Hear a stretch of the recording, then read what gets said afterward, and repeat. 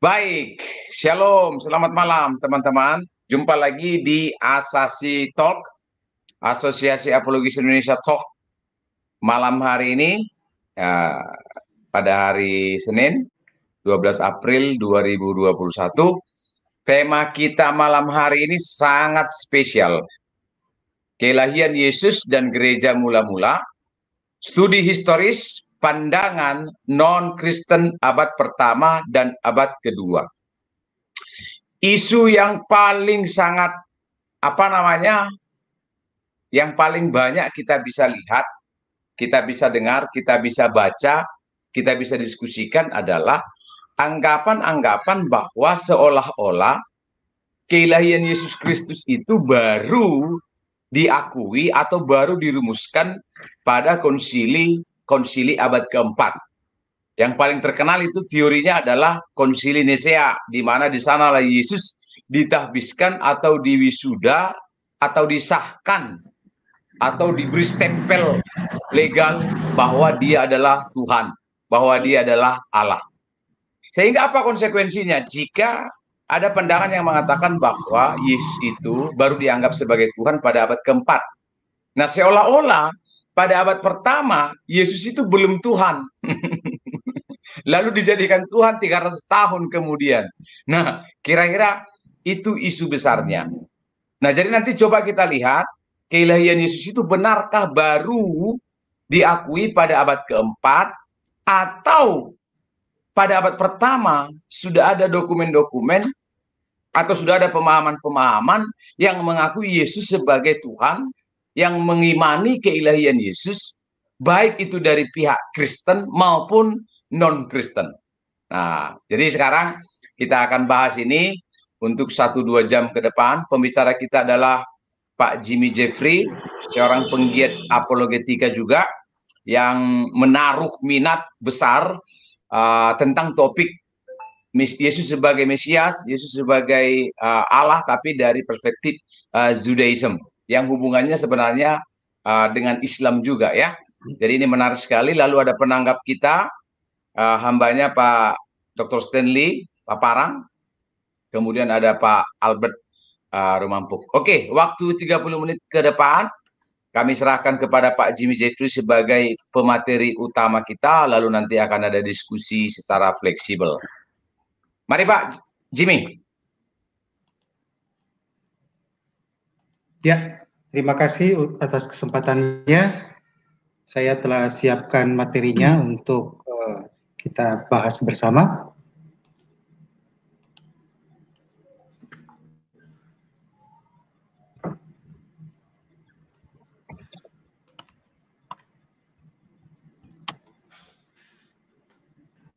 Apakah sudah muncul slide-nya? Sudah Pak, sudah. Oke, sip. Kita mulai. Topik tentang keilahian Yesus dan Gereja Mula-Mula, studi historis pandangan non-Kristen abad 1 dan 2. Pak Pangeran Manurung sudah membuka kita dengan mengangkat beberapa poin kunci yang menjadi perdebatan, menjadi isu-isu apologetik yang mengatakan bahwa Yesus itu dianggap ilahi itu nanti pada abad belakangan. Apakah benar demikian? Nah, bagaimana kita melihat satu sisi, yaitu dari pandangan musuh-musuh kekristenan awal, yang melihat keberadaan kekristenan awal. Seperti apakah? Nah, ini sebuah metode yang relatif kurang populer sebenarnya, yang angkat ini, yaitu melihat dari perspektif musuh-musuh kekristenan atau pihak non-Kristen terhadap keberadaan Kristen itu sendiri pada abad-abad awal.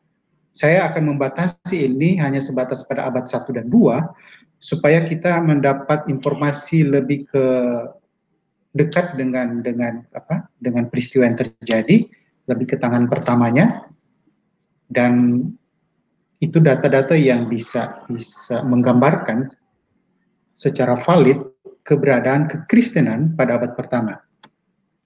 Nah, metodologi penalarannya seperti ini. kadangkala kita bisa melihat diri kita itu dari perspektif musuh kita, menilai kita. Nah, kadangkala kita sulit menerima kebenaran itu, tapi dari musuh kita itu bisa dengan apa adanya menilai kebenaran kita. Nah, ini sebuah pendekatan yang menarik. Walaupun kadangkala memang musuh kita itu kadangkala keliru. Tetapi jika ada keliru, kita pada saat ada kesempatan untuk meluruskan, maka kita harus meluruskannya. Tetapi begitu kita tidak meluruskan, nah itu bisa berarti bahwa itu sudah benar seperti itu pendapat mereka. Nah, ini sebuah metodologi yang masih relatif baru. Tapi poinnya apa?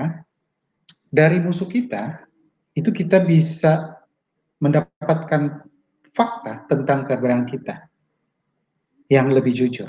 Walaupun fakta itu tidak berarti mereka percaya atau dukung seperti itu. Nah, oke, kita akan lihat bagaimana penerapannya dalam pembahasan kita.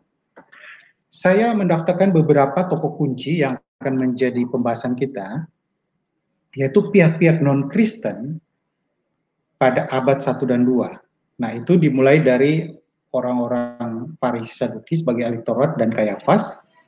Ya, saya pakai istilah non-Kristen dalam pengertian pengikut Kristus yang mereka tidak percaya pada Kristus. Nah, itu kita bisa lihat dari pendapat Farisi atau ahli-ahli Taurat terhadap Yesus. Jadi bagaimana mereka menilai tentang Yesus. Nah, tentu mereka nilai berdasarkan apa tindakan dan perkataan Yesus.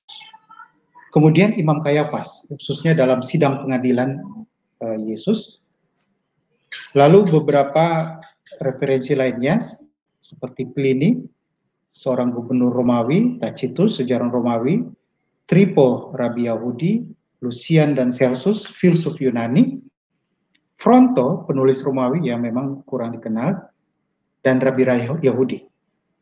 Nah, rabi-rabi Yahudi ini yang merujuk pada Talmud saya akan sedikit batasi karena kita berusaha mengambil referensi yang paling dini dari Talmud, yaitu pada abad kedua, karena memang rentang penulisan Talmud itu sampai sekitar abad-abad kelima.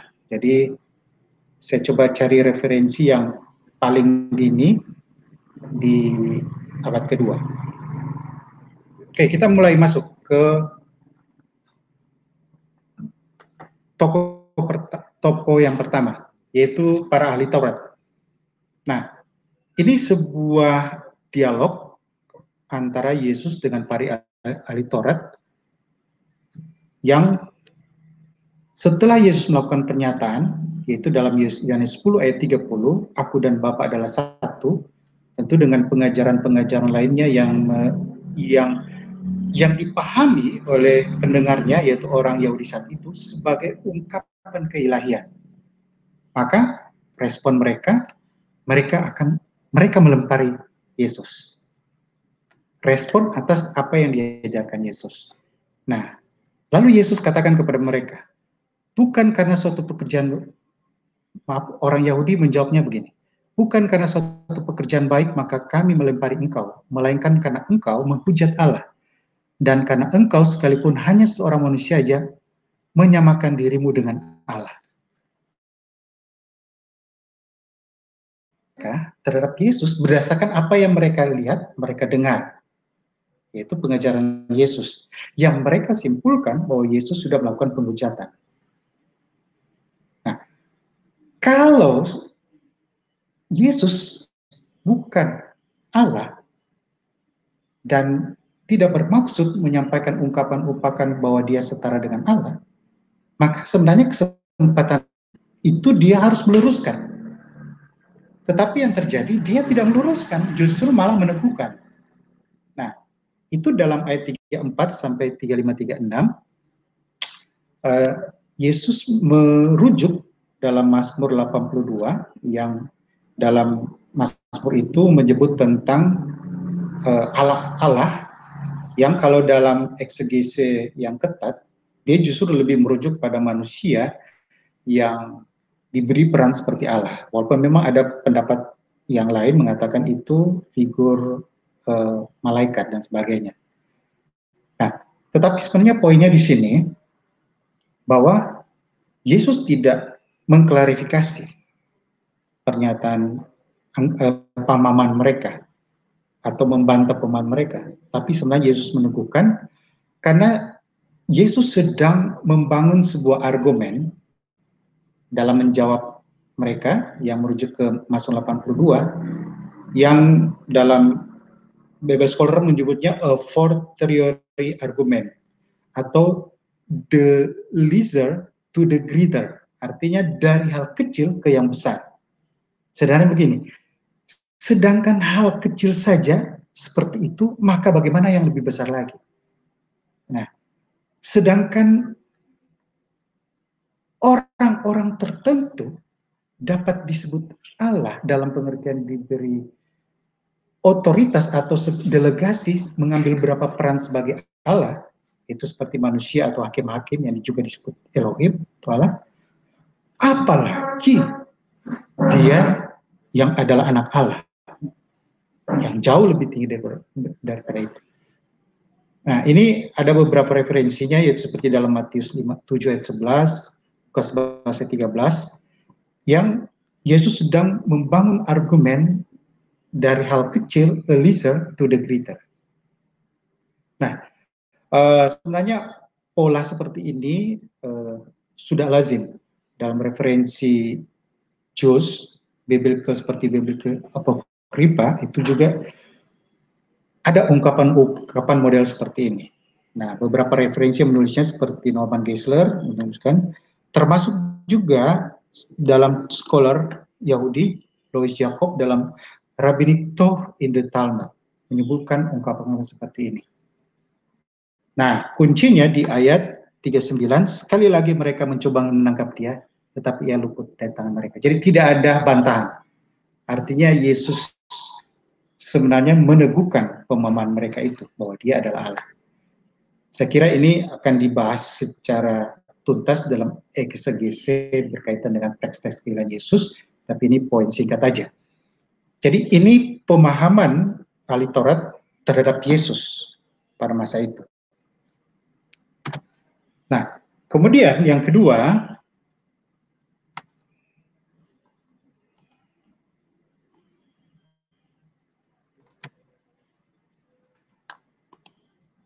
ya, ini sudah keluar. Yesus dan imam besar. Pada waktu Yesus dihadapkan ke imam besar Kayafas, dia ditanyakan, apakah engkau Mesias, anak dari yang terpuji? Dan Yesus jawab, akulah dia.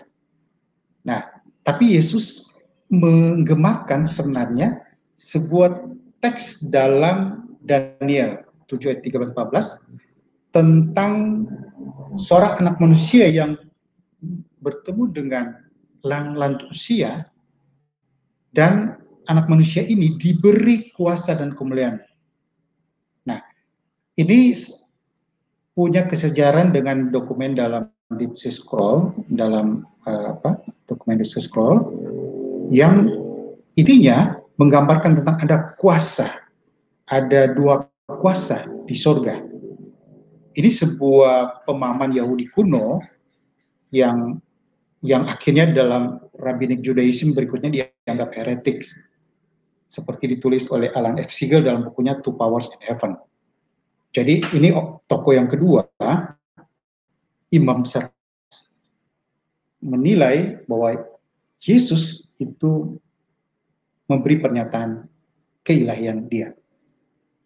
Jadi di sini pengamatan dari Imam Kayafas seperti ini.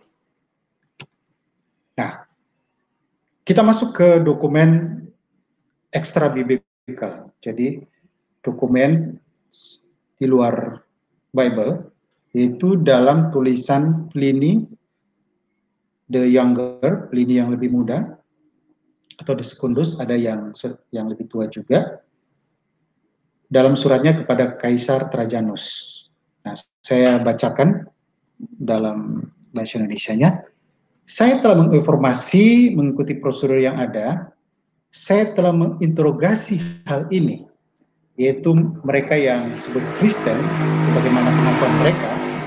Saya telah menginterogasi 2 kali dan 3 kali, telah mengancam mereka dengan hukuman, bahkan mereka yang ngotot saya bahkan perintahkan untuk dieksekusi.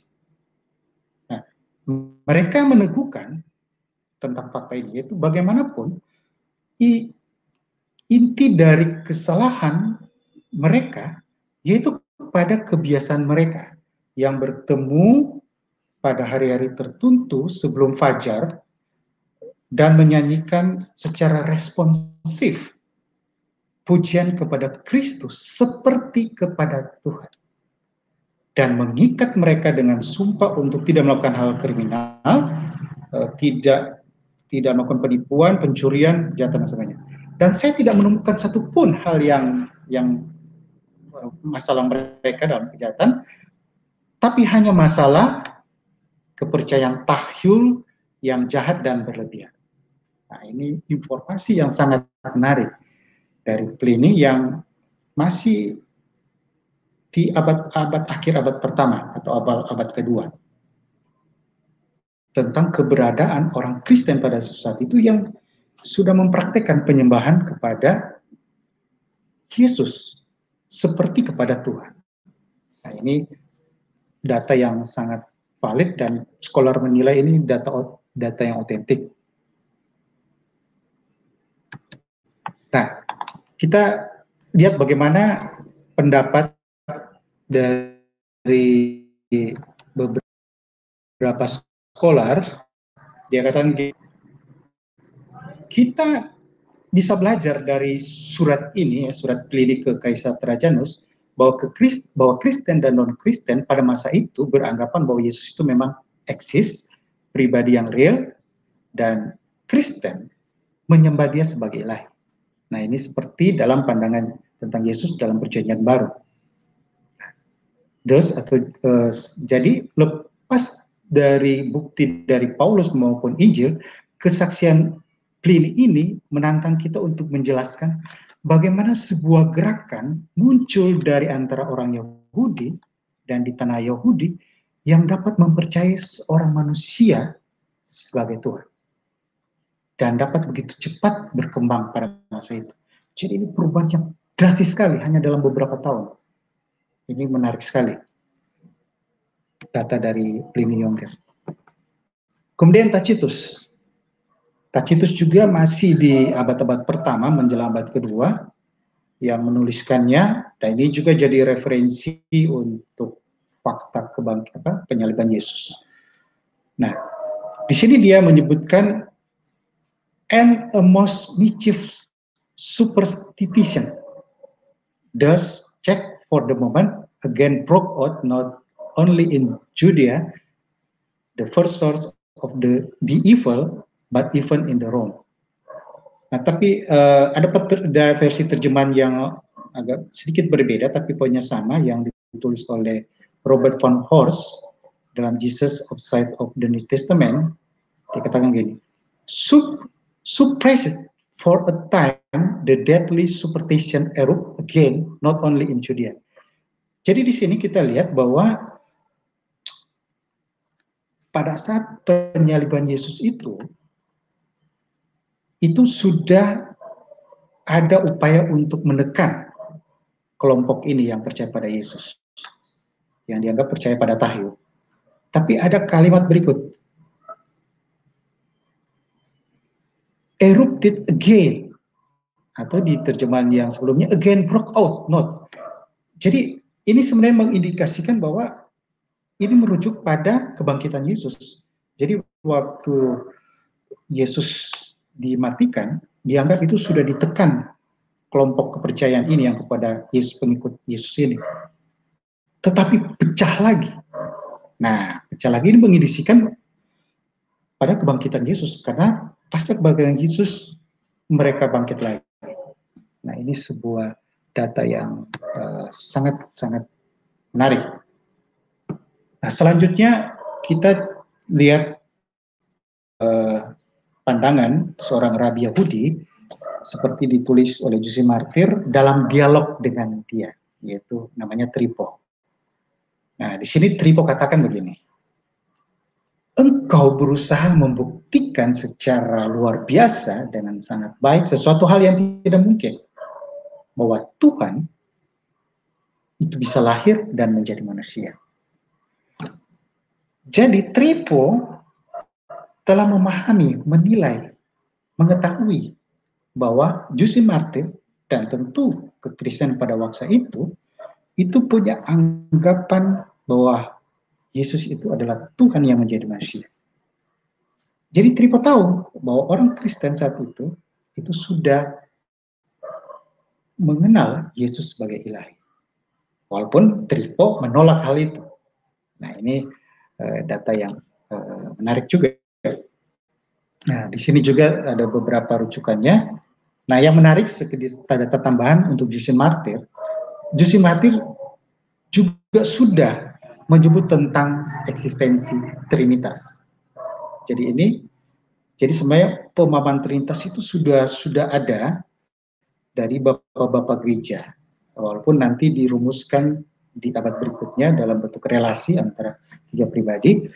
Nah, di sini dia menggunakan istilah the prophetic spirit, we worship and adore. Kemudian dalam bukunya lagi, First Apology di chapter 13, he is the son of the true God himself, and holding him the second place and the prophetic spirit in the third. Nah, walaupun ada yang beranggapan ini sebuah konsep subordinisme, tapi ini tidak terbukti karena pemahaman itu perlu diuji lagi adanya subordinisme.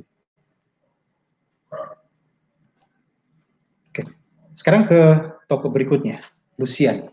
Lucian ini seorang filsuf Yunani. Dia katakan begini, Kristen atau orang Kristen yang kau tahu menyembah seorang manusia sampai pada hari ini. Ini seorang tokoh yang terkenal yang memperkenalkan sebuah ritual baru dan disalibkan karena hal itu, karena ajarannya itu. Nah, ini hal yang menarik pengamatan dari Lucian tentang kekristenan atau Kristen yang menyembah seorang manusia saat itu.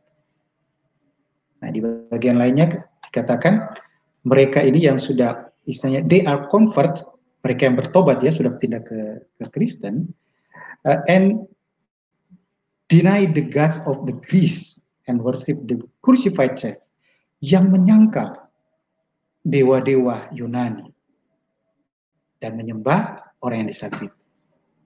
Ini sebuah data yang penting tentang keberadaan orang Kristen yang saat itu sudah menyembah Yesus. Nah, ini keterangan dari Robert van Horst tentang siapa itu Celsus.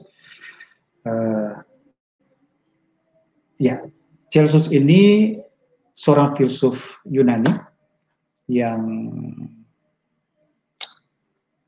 ditulis oleh Origenes dalam bukunya.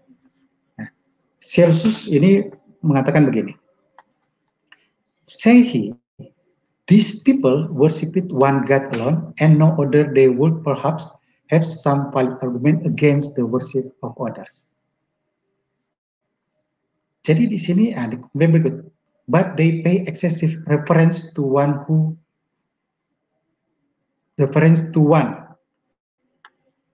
Jadi di sini, oke, ini yang poin penting. And they think, dan mereka berpikir, it no offense. Jadi bukan sebuah serangan melawan Allah, if they worship also his servant. Jika mereka juga menyembah hambanya itu. Jadi Celsus melihat bahwa orang Kristen tidak beranggapan menyembah Yesus itu sebuah hal yang melawan Allah. Karena memang mereka memahami bahwa dia adalah Allah. Nah, ini sebuah hal yang penting dan Origen sendiri menegaskan, we worship therefore the Father of the truth and the Son. Jadi Origenes menagih Celsus dengan menegaskan bahwa kami menyembah kepada Allah dan kepada Anak. Nanti di bagian lainnya dalam bukunya yang lain, di Principis Book, di bab 3 tentang on the Holy Spirit, nah, Origenes juga menyebut tentang Trinitas. Nah, dia katakan, in God the Father, from who born the Son is born and the Holy Spirit proceeds. Jadi sebenarnya Trinitas sudah ada dari Bapak-Bapak Gereja awal. Nah, kemudian referensi terakhir, ini Fronto, penulis Romawi, memang dia kurang dikenal karena tulisannya sudah hilang, tapi dia bisa didapat jejaknya dalam tulisan Octavius Minucius tentang pandangan dia bahwa kekristenan ini percaya pada fantasi-fantasi yang tahyul. Ya itu tadi, berarti merujuk pada pemahaman tentang Yesus sebagai Allah, itu dianggap fantasi-fantasi tahyul oleh Fronto. Nah ini seperti katakan oleh Larry Hurtado. Hurtado menyebutkan tentang keberadaan ini, dan Luke Timothy Johnson ini seorang scholar yang jadi lawan berat untuk Jesus Seminar. Dia menuliskan tentang ini, referensi tentang Fronto dalam buku Octavius tentang penilaian Fronto bahwa kekristenan itu percaya pada fantasi-fantasi paganisme, ya, yang secara implisit sebenarnya merujuk pada penyembahan kepada manusia, Yesus, yang dianggap sebagai figur yang ilahi. Nah, terakhir sekali, ini sedikit variasi saya angkat tentang aspek mujizat Yesus. Nah, ini saya mengambil referensi dari Talmud, Sanhedrin 43 dan 107b, yang menyebut bahwa Yesus melakukan sihir, jadi mempraktikkan sihir. Nah, ini berarti berkaitan dengan hal-hal mujizat yang dilakukan, yang bagi orang Yahudi yang tidak percaya menolak, menganggap itu sebagai sihir. Tapi bagi yang percaya justru menerima dia sebagai Tuhan. Nah, ini sebenarnya data ini membantah pandangan liberal scholar yang menganggap itu mitos, bahwa kisah-kisah mujizat itu cuma rekayaan gereja dan sebagainya. Saya kira ini dibantah dari data Talmud ini. Nah, Talmud ini saya mengambil ini karena ini referensi yang awal, dia sekitar abad kedua, yaitu pada era Tanaitik, karena Talmud itu sendiri itu terdiri atas Mishnah dan Gemara. Mishnah itu oral tradition yang kemudian dikukuhkan mulai oleh Rabbi Akiva, itu sekitar tahun 1300-an, dilanjutkan oleh Rabbi Meir, dan sudah mulai lengkap oleh Rabbi Juda, itu pada sekitar tahun 200-an. Nah, selanjutnya dilengkapi dengan Gemara, itu tafsir atau komentari atas Mishnah. Nah, itu kemudian dikompilasi sampai sekitar abad keempat, yang kemudian lahirlah Talmud Babilonia dan Talmud Yerusalem. Nah, kalau sudah ke abad-abad ketiga keempat, memang sudah banyak bias yang data-datanya, tapi data yang di abad kedua ini cukup valid, yang menyebut eksistensi tentang Yesus yang melakukan sihir menurut mereka. Oke, ini juga rujukan tentang Yesus yang digantung pada masa Paskah. Ini juga referensi untuk penyaliban Yesus. Tapi kita akan bahas di topik tentang fakta sejarah penyaliban Yesus. Nah, Yesus sang pembuat mujizat itu sebenarnya sudah menjadi konsensus seperti kata E.P. Sanders, ini seorang historical Jesus scholars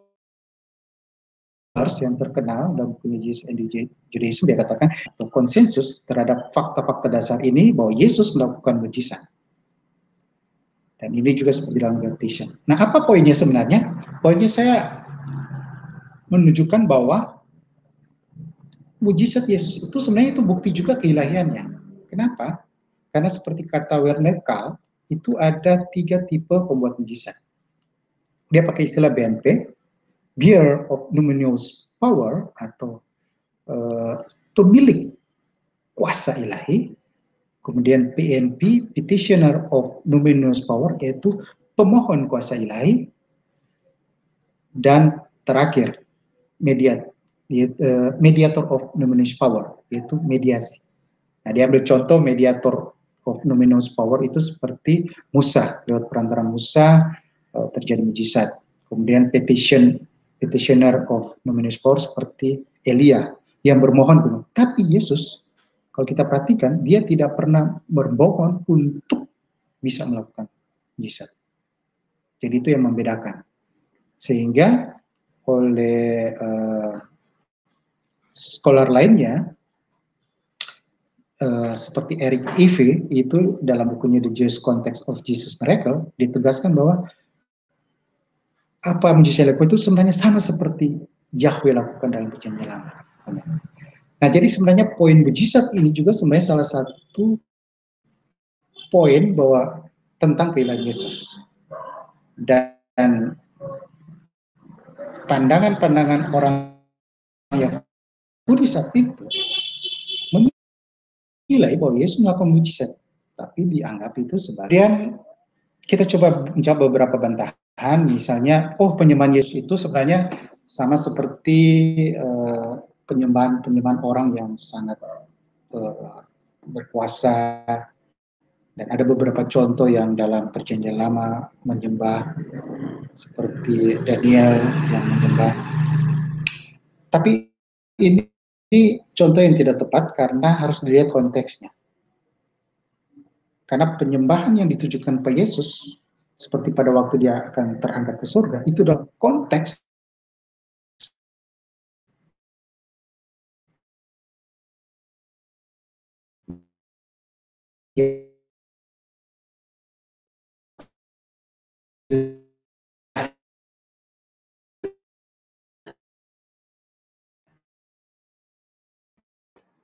Sepertinya gangguan jaringan ya, Pak Jimmy. Oh, Pak Jimmy, gangguan jaringan? Iya, gangguan jaringan. Oke, mulai lagi.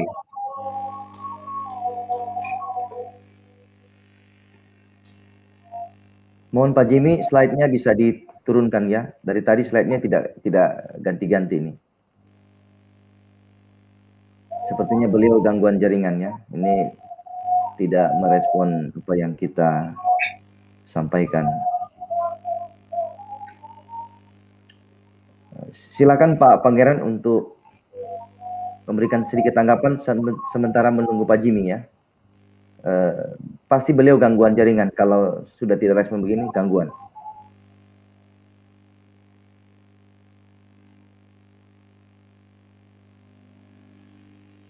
Pak Pangeran, unmute suaranya, dihidupkan mic-nya. Baik, sudah dengar saya, Pak? Oke, sudah Pak, sudah. Oke. Jadi tadi seperti yang disampaikan Pak Jimmy, betapa melimpahnya bukti-bukti pada abad pertama, baik itu dari Kristen, jelas dari Alkitab. Begitu melimpah ruah teks-teks tentang keilahian Yesus Kristus. Dan itu tidak perlu diragukan lagi. Nah, tema kita keilahian Yesus dari perspektif non-Kristen. Kalau kita lihat dari kelompok Judaism Mesianik atau Mesianik Judaism, juga banyak sekali pengakuan bahwa Yesus itu adalah anak Allah. Pribadi kedua dari Tritunggal atau Trinitas, anak Allah. Begitu. Nah, misalnya Dr. Bulan Senai dalam bukunya yang berjudul Messianic Judaism atau Jewish Christianity. Ini artikelnya dipublish tanggal 29 Agustus tahun 2017 misalnya. Jelas kok dalam tulisannya bahwa kaum Yahudi sendiri pada abad pertama telah banyak menuliskan pengakuan imannya atau memproklamasikan imannya bahwa keilahian Yesus itu adalah sesuatu yang mutlak. Misalnya saya mengutip sebuah artikel dalam Messianic Jewish Congregation, ini sekitar 2004. Dikatakan begini, kami percaya bahwa ada satu Allah yang selalu ada dalam 3 pribadi, Bapa, Anak, dan Roh Kudus. Kami percaya kepada keilahian Yesua, Tuhan, yaitu Sang Mesias, dalam kelahiran perawannya, dalam kehidupan tanpa dosanya, dalam mujizat-mujizatnya, dalam kematiannya, dan penebusan kematian melalui darahnya yang tertumpah, dalam kebangkitan jasmaninya, dalam kenaikannya ke pangkuan kanan Bapa, dan dalam kedatangan pribadinya, dalam kuasa dan kemuliaan. Ini artikel ini dipublish sekitar tahun 2004 oleh kaum Messianic Judaism. Kemudian saya mengutip misalnya tulisan yang berjudul British Hadassah Messianic Jewish Synagogue. Ini sekitar tahun 2005. Judul artikelnya adalah Our Belief dari Messianic Judaism. Dikatakan begini, ada satu Tuhan yang dinyatakan dalam Shema Ulangan 6 ayat 4 yang adalah Echad, sebuah kesatuan gabungan yang selama-lamanya ada dalam 3 pribadi, Allah Bapa, Allah Putra, dan Allah Roh Kudus. Jadi ini adalah tulisan-tulisan dari kaum Messianic Judaism yang kita tahu mereka non-Kristen. Ada tulisan-tulisan yang lain seperti tulisan James Lewis, August New Religion, The Controversy, kemudian tulisannya Yaakov Arief yang berjudul Judaism dan Christianity United juga menuliskan hal yang sama. Nah, dan banyak lagi bukti-bukti lain yang dapat kita perlihatkan bahwa keilahian Yesus Kristus itu bukan produk abad keempat atau produk Konsili Nisea seperti isu-isu yang digembor-gemborkan oleh teman-teman kita dari Islam seperti Ustadz Mas'ud, Ustadz Menain Ali, dan Ustadz-Ustadz yang belum belajar yang lain begitu. Tapi sudah berbicara tentang Yesus Kristus sehingga kebanyakan informasinya itu salah. Lalu kemudian mengutip tulisan rabi-rabi abad 9 seperti yang dilakukan oleh teman saya Ustadz M. Ali itu ya. Nah, ini kan saya pikir nggak fair juga. Karena data-data itu sudah jauh sekali dari data-data rabi pertama, kedua. Misalnya tradisi Talmud yang sudah kita kenal pada abad kedua. Ya seperti Islam lah. Ada namanya itu hadis yang sahih, ada hadis yang tidak sahih, ya kan begitu. Hadis yang layak dibaca seperti hadisnya Muslim, dan seterusnya, dan seterusnya. Nah, jadi memang ada juga kalau nanti kita membaca tulisan-tulisan non-Kristen dari kaum Yahudi atau Judaism, ada juga yang tidak mengakui keilahian Yesus. Dan kita tidak perlu kaget, karena waktu Yesus hidup, ada ribuan orang yang mengikuti dia, tapi ada juga yang menolak dia, kan begitu. Sejak abad pertama, sejak zaman Yesus. Nah, begitu.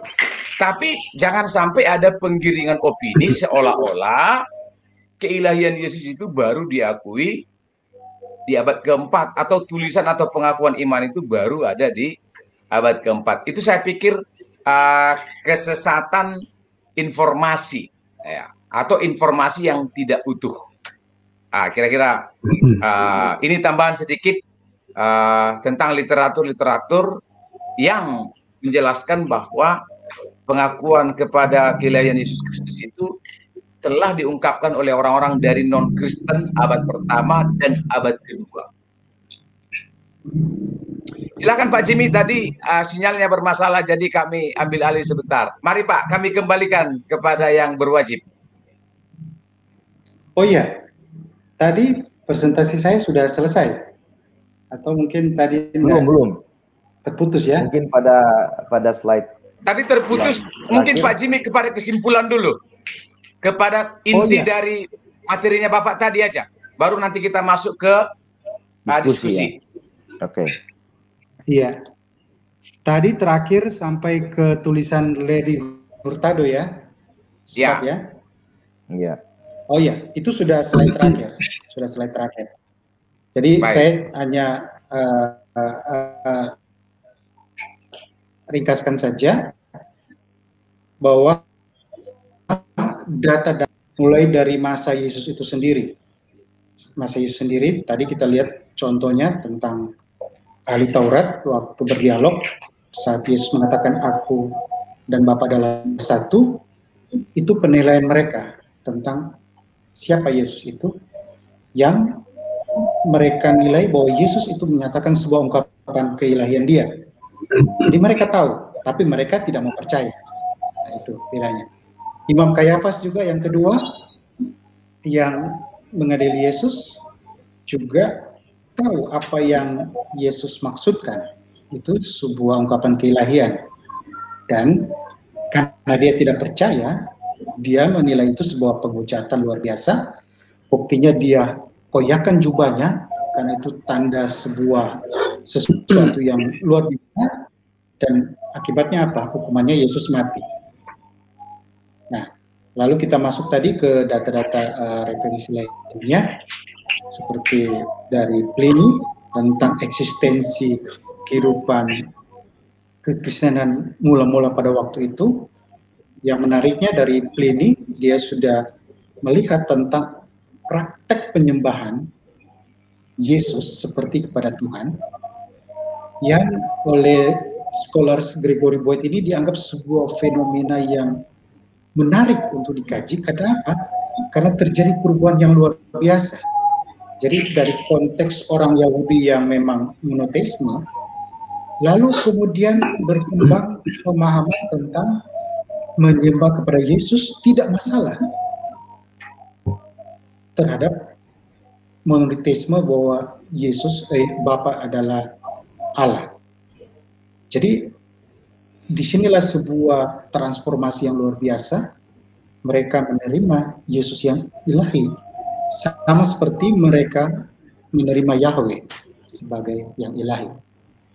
Nah, ini sebuah perubahan luar biasa, dan seperti kata Larry Hurtado yang di bagian terakhir ini, bahwa iman kepada Yesus yang ilahi ini sebuah ledakan, jadi sebuah eksploitasi yang terjadi bukan secara bertahap. Jadi tidak ada istilah bertahap mereka mengenal Yesus ilahi, tidak. Tetapi mulai dari gereja, mulai dari masa murid Yesus sendiri, gereja mula-mula pun itu sudah mengenal tentang Yesus ilahi. Nah, nanti rumusan seperti rumusan doktrinal itu nanti Konsili Nicea itu hanya merumuskan saja formulanya, bagaimana hubungan antara Bapa, Anak, dan Kudus. Tapi pada hakikatnya iman gereja mula-mula itu sudah mengenal Yesus yang ilahi. Bahkan saya sudah memberi kutipan dari referensi seperti dalam Justin Martyr dan Origenes, yang mereka bapak-bapak gereja babad kedua, yang juga menyebut tentang Trinitas. Jadi ini keliru kalau dikatakan Trinitas nanti muncul di abad keempat. Tapi memang sudah dikenal oleh bapak gereja. Seperti itu. Oke, saya kira itu ringkasan dari apa yang saya sajikan tadi. Silakan rekan-rekan untuk menanggapinya. Oke, mungkin saya dulu Pak Stanley ya. Saya sepakat dengan Pak Jimmy, tadi sudah begitu limpah kita melihat ya bukti-bukti secara historis tentang keilahian Kristus yang dinyatakan oleh pihak-pihak yang non-Kristen. Tapi mungkin di sini saya akan sedikit menambahi aspek Alkitabnya, Pak ya. Tadi Pak Jimmy sudah menyinggung tentang penyembahan terhadap Yesus. Dan menurut saya ketika orang-orang Yahudi di abad pertama mereka ada bersama Yesus, lalu mengikuti Yesus dan bahkan menyembahnya, itu merupakan bukti bahwa Yesus itu bukan hanya sekedar manusia biasa saja, tapi dia adalah pribadi yang ilahi, di mana dia itu adalah Allah itu sendiri. Misalnya ya, kita melihat dalam teks Matius 14 ayat 33. Dan orang-orang yang ada di perahu menyembah dia, katanya sesungguhnya engkau anak Allah. Nah tentu kita sudah tahu bahwa tindakan penyembahan para murid itu mereka arahkan kepada guru mereka, menurut ayat tersebut, yaitu kepada Yesus, yang mereka sebut dengan istilah anak Allah. Nah dalam konteks ayat ini, kita harus menentukan dulu. Kita harus menentukan apakah tindakan penyembahan itu ditujukan kepada Allah atau bukan. Karena para murid menyembah Yesus hanya mengatakan dia sebagai anak Allah. Nah, apakah itu mencatat bahwa tindakan penyembahan itu ditujukan kepada pribadi ilahi atau bukan? Nah, menurut saya ada dua hal yang harus kita pahami dari teks ini. Yang pertama, kita harus tahu dulu adakah batasan dari kitab suci tentang siapakah yang patut untuk menerima sembah itu. Nah, kalau kita melihat berabad-abad sebelum kelahiran Kristus, misalnya ada sebuah raja di Babel yang bernama Nebukadnezar, dia itu mendirikan sebuah patung emas, lalu memerintahkan segala bangsa untuk sujud menyembah patung itu. Nah, perintah raja itu bukan hanya sekedar perintah, tapi itu disertai dengan sebuah ancaman di sana. Yaitu siapa yang tidak sujud menyembah akan dicampakkan seketika itu juga ke dalam perapian yang menyala-nyala. Itu kita bisa melihat dalam Daniel pasal 3 ayat 6. Nah, kalau kita mencermati ayat ini, maka tindakan penyembahan itu dikaitkan dengan sebuah konsekuensi yang sangat keras di sana. Atas mereka yang menolak penyembahan tersebut. Nah, pada waktu Nebukadnezar memberi perintah penyembahan itu, apa yang terjadi? Nah, mungkin karena takutnya orang-orang di sana pada waktu itu mendengarkan ancaman di balik perintah itu, nah kelihatannya rakyat pasti melakukan titah raja itu dengan sujud menyembah patung tersebut. Tetapi ternyata tidak semua orang melakukan titah raja tersebut. Ada 3 orang yang menolaknya, yaitu Sadrak, Mesak, dan Abednego. Nah, ketiga orang Yahudi itu berkata kepada Raja Nebukadnezar, ya, tidak ada gunanya kami memberi jawab kepada Tuanku dalam hal ini. Jika Allah kami yang kami puja sanggup melepaskan kami, maka ia akan melepaskan kami dari perapian yang menyala-nyala itu, dan dari dalam tanganmu, ya Raja. Tetapi seandainya tidak, hendaklah Tuanku mengetahui, ya Raja, bahwa kami tidak akan memuja dewa Tuanku, dan tidak akan menyembah patung emas yang Tuanku dirikan itu. Itu dalam Daniel pasal 3, 16-18. Di sini kita melihat ya, bahwa Sadrak, Mesak, dan Abednego tahu betul makna penyembahan itu seperti apa. Bagi mereka, itu hanya bisa ditujukan kepada Allah. Tidak bisa kepada yang non-Allah. Tidak bisa seperti itu. Makanya secara tegas, mereka menolak penyembahan kepada yang bukan Allah. Dalam hal ini, patung emas itu. Walaupun nyawa itu menjadi taruhannya. Nah, ini adalah data sejarah menurut saya yang dicatat oleh Alkitab Perjanjian Lama berabad-abad jauh sebelum Yesus itu lahir. Ya, sekitar abad ke-7 atau abad ke-6 sebelum Masehi. Raja Nebukadnezar itu. Nah, maksud saya di sini bahwa saya ingin menunjukkan bahwa di dalam, bahkan sejak di dalam Perjanjian Lama pun itu sudah dicatat bahwa penyembahan yang benar itu hanya bisa ditujukan kepada pribadi Allah semata, bukan kepada hal-hal yang lain. Nah, sekarang kita melihat bagaimana batasan penyembahan yang diberikan oleh Perjanjian Baru. Kalau tadi Perjanjian Lama, sekarang Perjanjian Baru. Teksnya ada dalam Matius 4 ayat 10. Maka berkatalah Yesus kepadanya, enyala iblis, sebab ada tertulis, engkau harus menyembah Tuhan Allahmu, dan hanya kepada Dia sajalah engkau berbakti. Ayat ini ada dalam konteks ketika Yesus dicobai oleh iblis. Lalu di ayat 8-9 dicatat, iblis membawa Yesus ke gunung yang sangat tinggi, memperlihatkan semua kemegahan dunia, dan berkata kepadanya, semua itu akan kuberikan kepadamu, kalau engkau sujud menyembah aku. Nah, apa respon pada Yesus? Di ayat 10, Yesus menyatakan, enyala iblis, sebab ada tertulis, engkau harus menyembah Tuhan Allahmu, dan hanya kepada Dialah, Dia sajalah engkau berbakti. Nah, di Perjanjian Baru justru semakin dipertegas menurut saya. Kata-kata engkau harus menyembah, itu dari kata dasar proskuneo di sana. Dan menurut saya kata ini tidak boleh dipisah dari kata-kata selanjutnya, yaitu engkau berbakti. dari kata dasar latrewo. Nah, sekali lagi bahwa penyembahan yang dibicarakan dalam teks ini tidak boleh dilepas daripada aktivitas ibadah, daripada orang-orang yang menyembah. Nah, dalam hal ini, itu hanya bisa dilakukan dan diarahkan kepada Allah semata, menurut kesaksian Yesus tadi. Nah, ternyata kalau kita melihat dalam Matius 14 ayat 33 tadi, di sana rupanya Yesus disembah, ya, diproskuneo oleh para murid. Nah, kesimpulannya apa? Nah, kita sudah tahu konteksnya, bahwa ayat itu sedang menceritakan ada angin ribut dan gelombang yang menerjang perahu para murid. Ini adalah dua kegiatan spektakuler yang dilakukan oleh Yesus. Saya setuju dengan pendapat Pak Jimmy tadi bahwa mujizat yang dilakukan Yesus adalah salah satu bukti bahwa dia itu adalah Allah. Itu menunjukkan pada keilahian pada Kristus, mujizat yang dilakukan. Nah, apa itu yang terjadi? Yang pertama, Yesus mengajak Petrus untuk jalan di atas air. Nah, ini mujizat yang luar biasa itu. Bayangkan Petrus hanya manusia biasa bisa jalan di atas air dia. Lalu yang kedua yang terjadi adalah apa? Yesus menenangkan badai itu. Ketika Yesus hadir di sana, seketika itu juga laut menjadi tenang. Ini adalah sebuah surprise bagi murid-murid menurut saya. Mereka terkejut dan terkaget-kaget di sana dan akhirnya melakukan sebuah tindakan yang hanya bisa dilakukan kepada Allah saja, yaitu apa? Mereka menyembah Yesus. Ada tindakan penyembahan di sana. Bahkan jika kita lihat ayat-ayat selanjutnya dicatat bahwa Yesus juga menjadi sasaran doa dari para murid-muridnya, Stefanus dan sebagainya, ada doa pemujaan kepada Yesus. Nah, kesimpulannya apa? Jelas bahwa di sana Alkitab ini menunjukkan bahwa Yesus adalah Allah. Kenapa? Karena dicatat dalam Matius 4 ayat 10, hanya Allah yang wajib untuk disembah. Yang kedua yang terakhir. Bagaimana ayat itu bisa kita pahami menunjuk kepada pribadi Allah? Yang kedua dari istilah anak Allah yang ditekankan dalam teks tersebut. Nah, ini seringkali yang disalahpahami oleh kelompok Islam, ya, para polemikus Islam seperti Habib Rizik, yang mengatakan bahwa istilah anak Allah itu berarti anak Tuhan itu lahir. Kalau anak Tuhan lahir, bidannya siapa? Nah, ini sebuah straw man yang ditujukan kepada iman Kristen yang menunjukkan daripada kebodohan daripada Rizik itu sendiri. Dia tidak paham Alkitab, tidak mengerti apa-apa, tapi langsung menyerang membabi buta. Yang lucunya, serangannya itu tidak mengena pada sasaran. Entah apa yang dia serang, ya. Mungkin dia hanya menyerang imajinasinya dia sendiri atau hayalannya dia sendiri. Nah, jika kita hendak memahami sebuah istilah, kita harus kembali ke 2000 tahun lalu. Ketika istilah itu pertama kali dimunculkan. Nah, Pak Jimmy sudah singgung tadi dalam Yohanes 5:18, Yohanes 10:30, ketika Yesus menyebut diri Bapa itu sebagai Bapaknya, berarti dia adalah anak.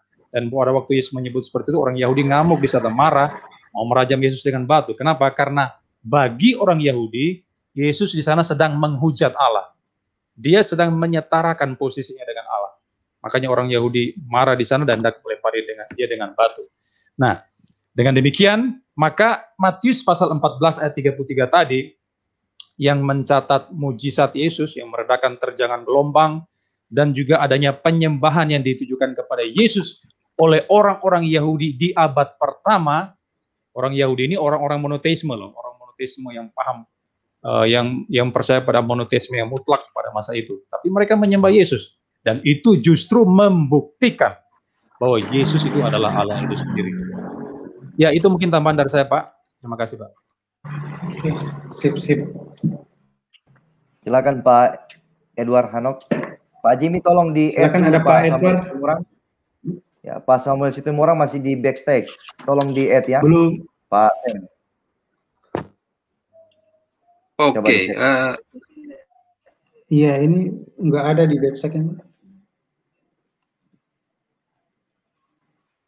Oke, Sudah bisa keluar, Pak, jelas ya keluar, suara saya? Ya, jelas Pak Edo, silakan. Baik. Jelas, Pak. Oke, sebenarnya ini topik yang memang menjadi domain Pak Stanley, Pak Jimmy ya, karena ini adalah soal sejarah gereja terlebih, kemudian ini juga adalah perjanjian baru. Tetapi saya coba membaca buku ini ya, buku siapa ini?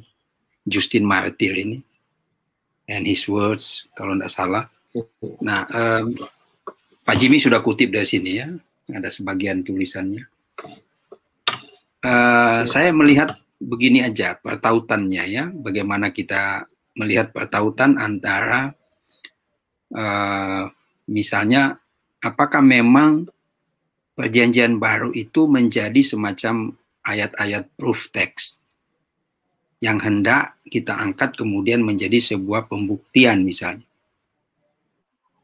Atau memang Perjanjian Baru itu memang itu adalah penyataan Allah yang dengan sendirinya menunjukkan bahwa memang di satu sisi kalau kita bicara penyataan Allah itu kan ada dua ya. Kalau dalam Perjanjian Baru bisa menunjuk kepada kitab suci itu sendiri atau juga kepada Yesus ya. Kenapa saya bilang pertautannya? Ini mesti balik ke belakang. Saya sedikit membaca tadi soal Justinus Martyr ya, yang dikutip oleh Pak Jimmy. Bahwa beliau itu memang dekat dengan tradisi Judaism tentu ya. Meskipun dia adalah seorang filsuf ya, dia mengutip atau banyak sekali bagian-bagian yang diangkat dari Perjanjian Lama. Nah ini tidak bisa diabaikan. Apa yang mau dihubungkan dengan Perjanjian Lama, contoh tadi yang Pak Albert bilang atau Pak Jimmy sudah kemukakan. Istilah-istilah misalnya anak manusia, itu kan familiar dalam kitab Daniel. Kemudian juga di dalam Yeskiel. Nah itu adalah kitab-kitab sebenarnya adalah kitab-kitab apokaliptik. Nah kitab-kitab apokaliptik itu apakah adalah kitab-kitab misalnya yang disebut dengan kitab eskatologi? Berbeda. Jadi apokaliptik itu sebenarnya merupakan sebuah menggambarkan peristiwa-peristiwa yang luar biasa terjadi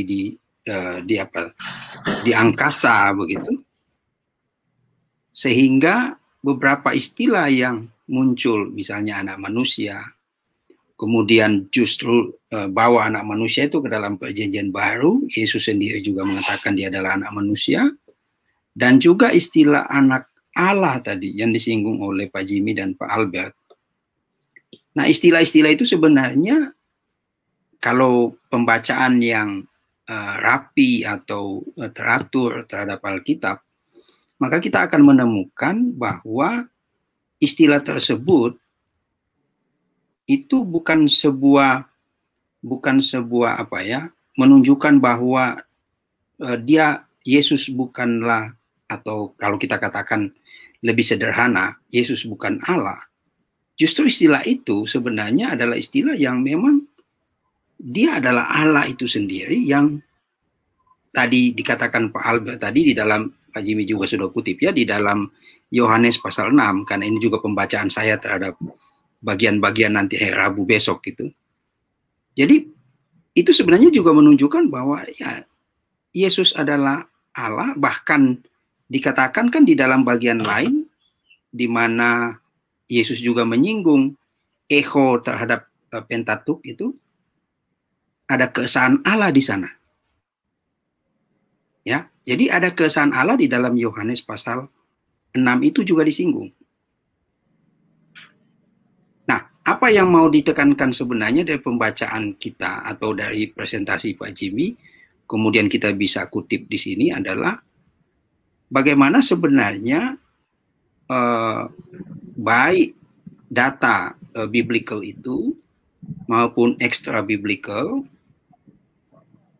memberikan beberapa stressing yang sangat penting, entah itu dari pihak kontra, dari pihak lawan, yang mencatat historitas, karena itu tidak bisa dihilangkan, tidak bisa dibantah. Historitas itu tidak bisa dibantah. Ya. Sehingga catatan itu sangat penting, menunjukkan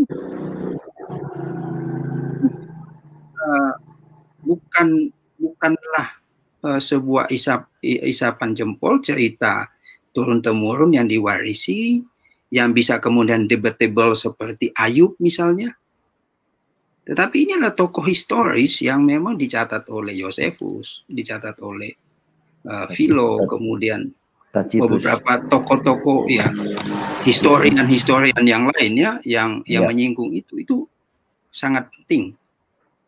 Nah, penting bagi kita di sini adalah dengan melihat apa namanya, hubungan dengan yang dikatakan bahwa keilahian Yesus itu nanti adalah hasil sebuah formula pengakuan iman Nisea. Ini sebenarnya kan sama dengan kita bilang begini loh, bagaimana kita mengaku Alkitab itu firman Allah? Apakah ada campur tangan orang yang dengan sebuah kekuatan politik atau kekuatan kuasa apa namanya, konsili, kemudian mensortir ini kitab yang layak diangkat sebagai disebut kitab suci dan sebagainya? Karena pada dirinya sebenarnya kan itu bisa dari dalamnya ada namanya intrinsiknya, ada namanya wibawa, sehingga jadilah semacam kanon itu ya. Kita bisa katakan ada kanon kitab suci. Nah, hal yang sama juga kalau kita bisa bawa kepada cerita tentang bagaimana sebenarnya gereja mula-mula itu sudah berinteraksi, bahkan bukan berinteraksi sebenarnya, bagaimana mereka menghidupi itu. Iman yang sebenarnya sudah dari sejak Yesus inkarnasi, kemudian dia bangkit, kemudian murid-muridnya meneruskan cerita itu bahkan kepada Paulus, sampai kepada bapak-bapak gereja. Artinya apa yang sangat penting di sini, ini menunjukkan Yesus bukan ketika Yesus disembah itu kita pilih secara simplistis dia menyembah manusia atau menyembah Allah gitu ya. Susah juga kita bisa katakan begitu kan. Ini kapan Yesus disembah sebagai Allah, kapan Yesus disembah sebagai manusia? Karena Pak Albert tadi kalau saya tidak salah menyinggung tentang Matius misalnya. Bagaimana awal-awal kisah itu? Ya kan cerita masa awal pelayanan Yesus, di mana Yesus dibawa ke padang gurun, kemudian si setan itu bilang kalau engkau menyembah aku akan memberikan, artinya ada bargaining di sini. Sebenarnya bukan soal simplistis kita bilang ada bargaining, tetapi disinilah kemudian kita melihat menyembah kepada Yesus itu tidak bisa dipisah, apakah dia kemudian menyembah manusianya, menyembah rohnya, menyembah dia sebagai Allah, menyembah dia sebagai manusia. Lalu kita katakan bahwa kalau menyembah manusia itu masuk kepada apa namanya, ilah. Sejarah menunjukkan bahwa sejak mula Yesus lahir, apa sih yang diberitakan oleh malaikat? Kelahiran Yesus sudah menunjukkan bahwa dia adalah Allah, bahkan sampai pada kematiannya dan kebangkitannya dia adalah Allah. Nah, ini yang sebenarnya terus terpelihara. Nah, tadi saya mengutip satu pendapat Rabi, saya lupa namanya, dia bilang, ya iman Yesus itulah yang sebenarnya sama kita. Kalau Rabi itu bilang, iman Yahudi dan iman Yesus sama, tetapi iman kepada Yesus itu yang berbeda, yang membuat kita berbeda. Maksudnya iman kepada Yesus sebagai Allah itu yang tidak bisa diterima oleh kalangan-kalangan, termasuk juga oleh Yahudi ya, yang sangat kuat kepada pemeliharaan tradisi bahwa Yesus bukanlah Allah yang sudah kita baca ya di dalam kesaksian kitab suci. Nah, jadi menurut saya apa yang menjadi catatan penting dari Pak Jimmy ini sangat baik, memperkuat bagaimana sebenarnya pemahaman kita atau keyakinan kita, iman kepada Yesus itu bukanlah iman ahistoris, tetapi iman historis yang sangat kuat, bahkan iman kepada Allah itu sendiri. Saya kira itu dari saya ya. Kalau kurang boleh tambahin karena memang saya bukan sorry Pak Jim. Oke, terima kasih banyak. Ya. Pak Jimmy mau respon? Saya tanggapi dulu. Ya, Pak Jimmy mau tanggapi dulu, boleh, silakan. Iya, oke. Iya, ini Pak Albert dengan Pak Edward mengangkatnya dari sisi internal kekristenan, dari data internal, yang memang idealnya topik ini harus didahului dulu itu. Nah, cuma tadi saya berasumsi bahwa pembahasan bukti internal itu sudah banyak, saya mengambil sisi lainnya, saya mengambil rute lainnya. Tetapi mungkin bagi banyak orang perlu ada keseimbangan. Ya, saya berterima kasih Pak Albert dengan Pak Edward melengkapi ini dari sisi internalnya. Artinya apa? Sangat matching dengan apa yang dipahami oleh orang luar tentang keberadaan kekristenan awal itu. Jadi mereka melihat, walaupun mereka tidak mengimani, tapi mereka melihat faktanya, seperti kata Pak Edward, historitasnya, bahwa kelompok ini, yaitu kelompok Kristen mula-mula ini sebuah kelompok yang sangat mengutamakan pada satu pribadi yang disalibkan. Dan menempatkannya seperti kepada Tuhan, jadi menyembahnya dia sebagai Tuhan. Jadi ini pengamatan dari luar, yang memang cocok dengan apa yang sudah diungkapkan Pak Albert dengan Pak Edward tadi. Nah, sebenarnya kalau kita pertajam lagi dari internal, memang ada benang merahnya dari kekristenan, dari perjanjian baru pada masa Yesus dengan era-era sebelumnya. Misalnya tadi Pak Edward angkat tentang terminologi anak manusia, yang memang kadang-kala orang yang nggak paham itu langsung kesimpulan bahwa itu berarti Yesus hanya manusia, anak manusia, merujuk pada kemanusiaannya. Tapi sebenarnya kalau kita kaji secara lebih mendalam berdasarkan data-data perjanjian lama atau Tanakh, bahkan dari data-data ekstra vertikal seperti dari naskah Qumran, justru terminologi anak manusia justru menunjukkan keilahiannya. Karena figur anak manusia ini dalam Daniel tadi, itu merujuk pada satu pribadi yang berkuasa, yang kemudian itu ditulis secara komprehensif oleh seorang scholar, Alan Seeger, dalam bukunya Two Powers in Heaven. Yang menariknya, pemahaman ini memang sudah ada dalam Yahudi awal, tetapi akhirnya dianggap heretics, terutama pada era Rabbinic Judaism. Jadi memang kita harus mengerti bagaimana ada semacam perubahan paradigma berpikir dari orang-orang Yahudi, rabi-rabi Yahudi, sebelum kekristenan maupun pasca kekristenan. Karena apa? Karena pasca kekristenan itu lebih banyak pada nuansa apologetik terhadap Kristen. Jadi mereka mulai dari menolak Septuaginta, karena memang Septuaginta banyak dipakai oleh kekristenan dalam misinya, sampai mengembangkan narasi-narasi yang sangat anti pada Kristenan. Bahkan ungkapan-ungkapan seperti Yesus anak dari Pandera, Ben Stada, itu akhirnya berkembang, walaupun memang data-data ini tidak didukung data sejarah awal, tapi itu adalah sebuah ungkapan yang sangat menghina Yesus. Tapi itu dia lebih muncul belakangan. Nah, berbeda dengan Yahudi, istilahnya era the Second Temple, yang memang lebih terbuka pada pemahaman yang jika dilihat ada kesamaannya dengan konsep teologi Kristen. Nah, itu seperti diulas oleh scholar seperti Daniel Boyarin dan beberapa scholar lainnya. Oke, dan saya akan tertarik saat menekankan satu poin tentang data-data ekstrabiblikal itu, yaitu poin ini penting, yaitu data-data ekstrabiblikal seperti Pliny, Tacitus dan sebagainya itu oleh scholar relatif otentik, dan mereka menyajikan apa adanya, dan ini menjadi data yang sangat kuat sebenarnya untuk membuktikan kekristenan, yaitu hasil pengamatan mereka tentang bagaimana kekristenan awal sudah menyembah Yesus yang ilahi. Dan ini saya kira sangat sulit dibantah, yang mereka yang beranggapan bahwa kekristenan menyembah Yesus itu nanti ciptaan gereja di abad-abad berikutnya.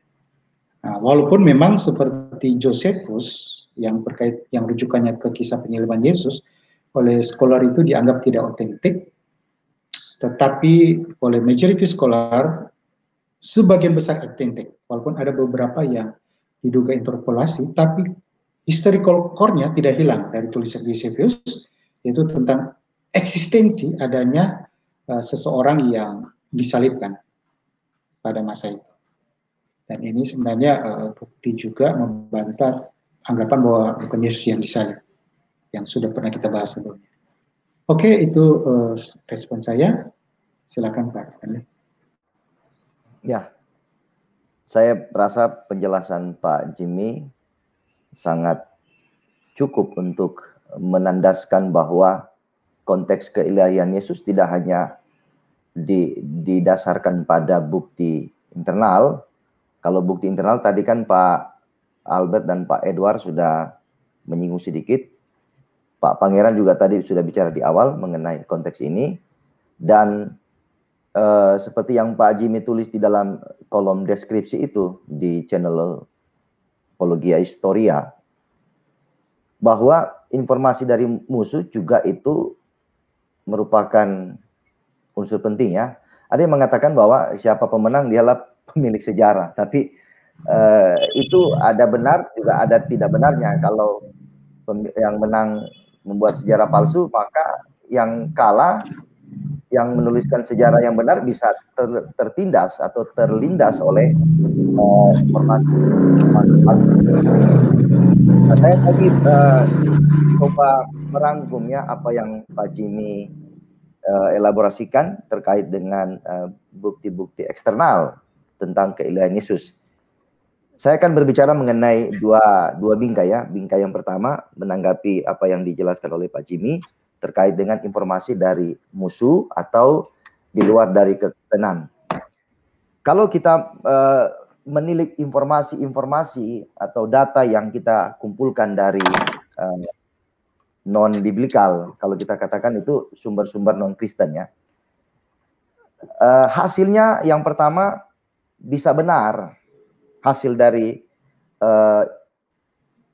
penyampaian informasi tentang Yesus itu bisa benar. Tadi Pak Jimmy sudah mengkonfirmasi bahwa data dari Pliny, Tacitus, dan lain sebagainya, itu para scholar menegaskan cukup otentik, artinya bisa dipercaya.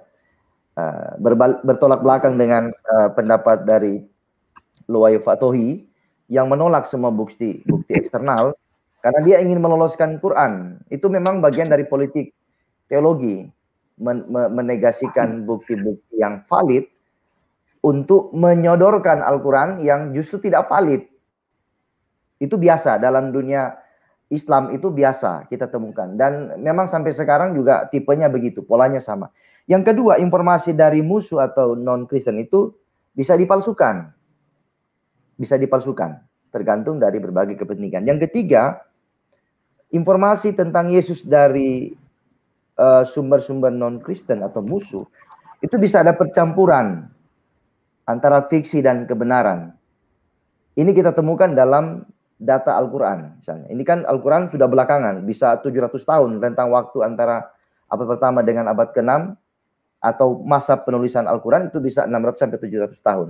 Itu sudah ada jarak waktu yang cukup panjang, sehingga kalau dikatakan bahwa dia valid itu sangat-sangat mustahil ya, sangat mustahil. Maka ada percampuran antara fiksi dan kebenaran. Itu kita temukan di dalam konteks Quran, khususnya pada konteks kristologi. Misalnya Yesus lahir di bawah pohon, ya kan?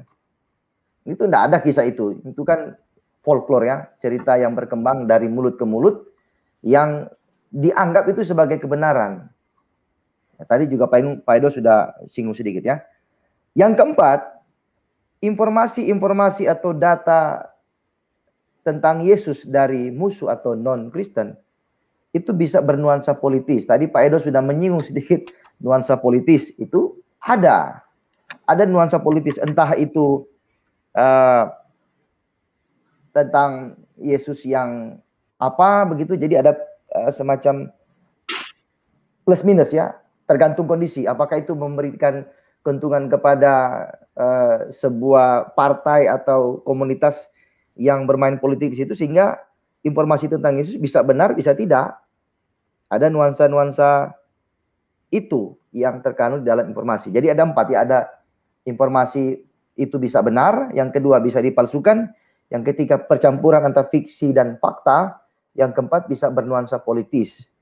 Nah, dari 4 konteks ini, informasi-informasi dan sumber-sumber yang sudah Pak Jimmy sampaikan dalam presentasi malam ini, tinggal kita kategorikan saja di mana. Misalnya Pliny, kalau Pliny dianggap akurat atau valid, bisa masuk dalam konteks benar. Nah, selanjutnya perkembangan abad kedua, ketiga, dan sampai kepada abad sekarang ini, informasi tentang Yesus itu masuk dalam kategori ini.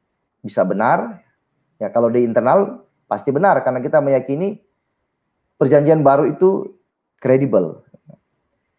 Nah, dari penjelasan mengenai informasi sumber-sumber non-Kristen, saya masuk kepada konteks internal. Ya, internal ini sebenarnya akan sejalan atau memberikan jalan kepada data non-biblikal.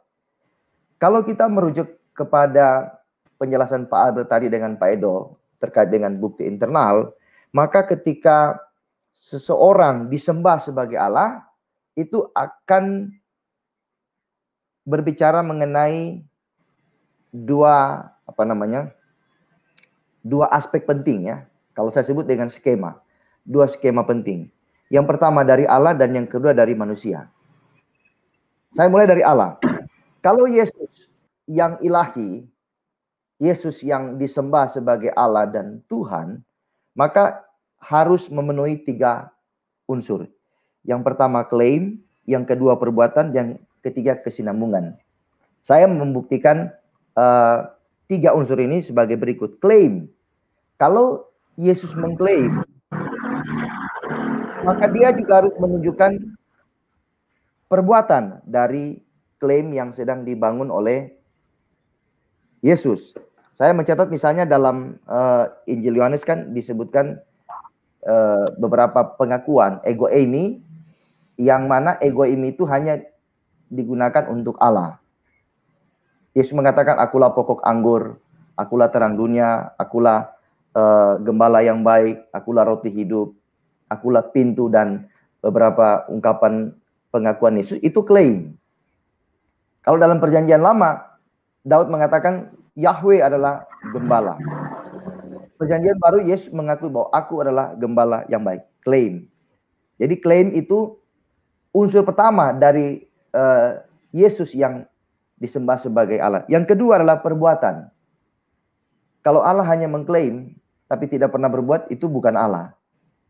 Di sepanjang perjanjian lama, dia mengatakan aku adalah Allah atas ilah-ilah yang lain, aku berkuasa, dan itu dibuktikan dari perbuatan-perbuatan Allah. Kita bisa baca misalnya dalam Yohanes pasal 14 ayat 10 sampai 11, lalu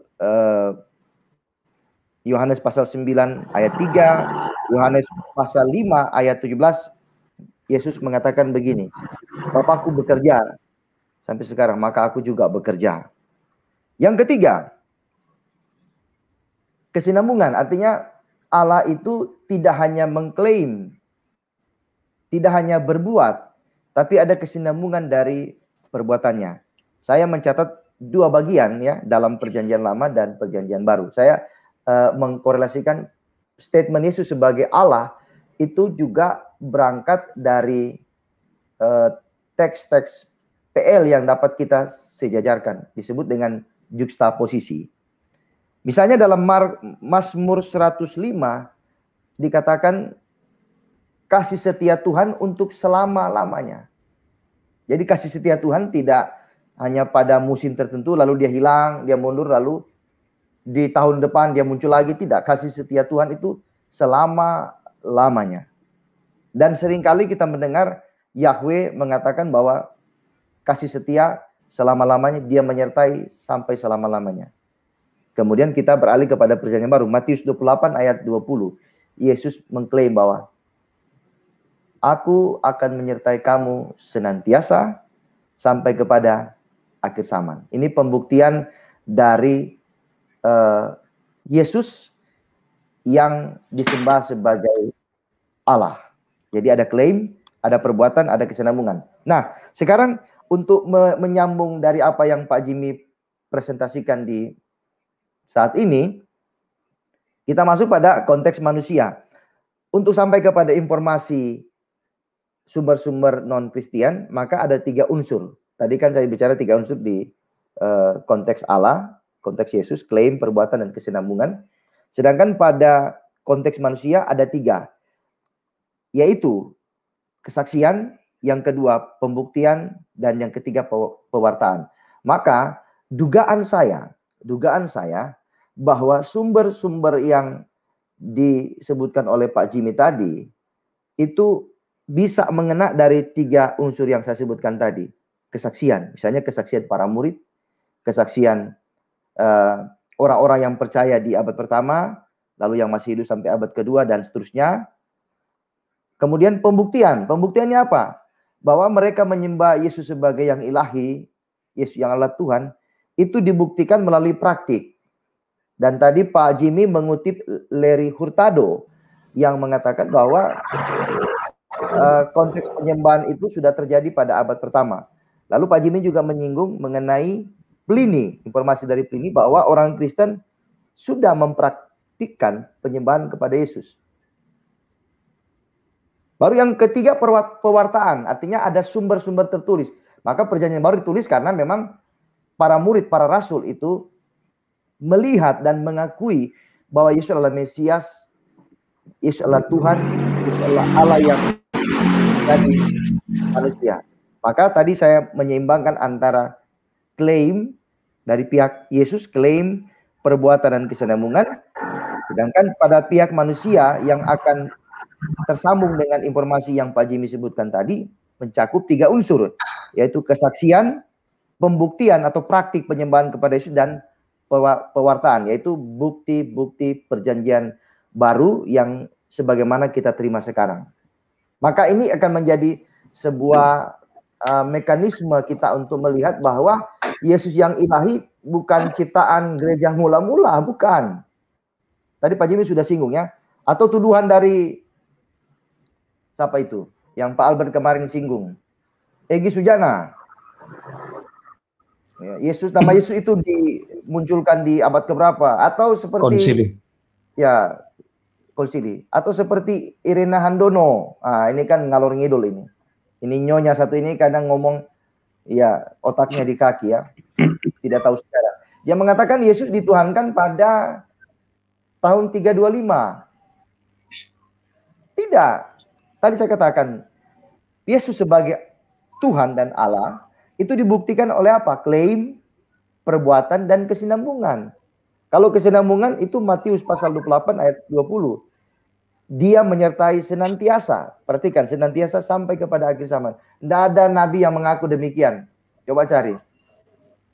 Ada nggak Allah Subhanahu wa Ta'ala mengaku demikian? Menyertai umatnya senantiasa sampai kepada akhir zaman. Para nabi tidak menyebutkan itu. Maka Yesus adalah Allah. Nah, kemudian kita beralih kepada tadi ya, saya tegaskan kembali untuk menyambung informasi dari Pak Jimmy, maka dugaan saya itu berbicara mengenai kesaksian, pembuktian, dan pewartaan. Mungkin saja Pliny, Josephus, Tacitus, dan lain sebagainya, para historian dari Yunani, Romawi, Yahudi, dan lain sebagainya, mendapatkan kesaksian dari orang-orang percaya di setiap zaman. Atau yang kedua, melalui praktik atau pembuktian bahwa memang Yesus disembah.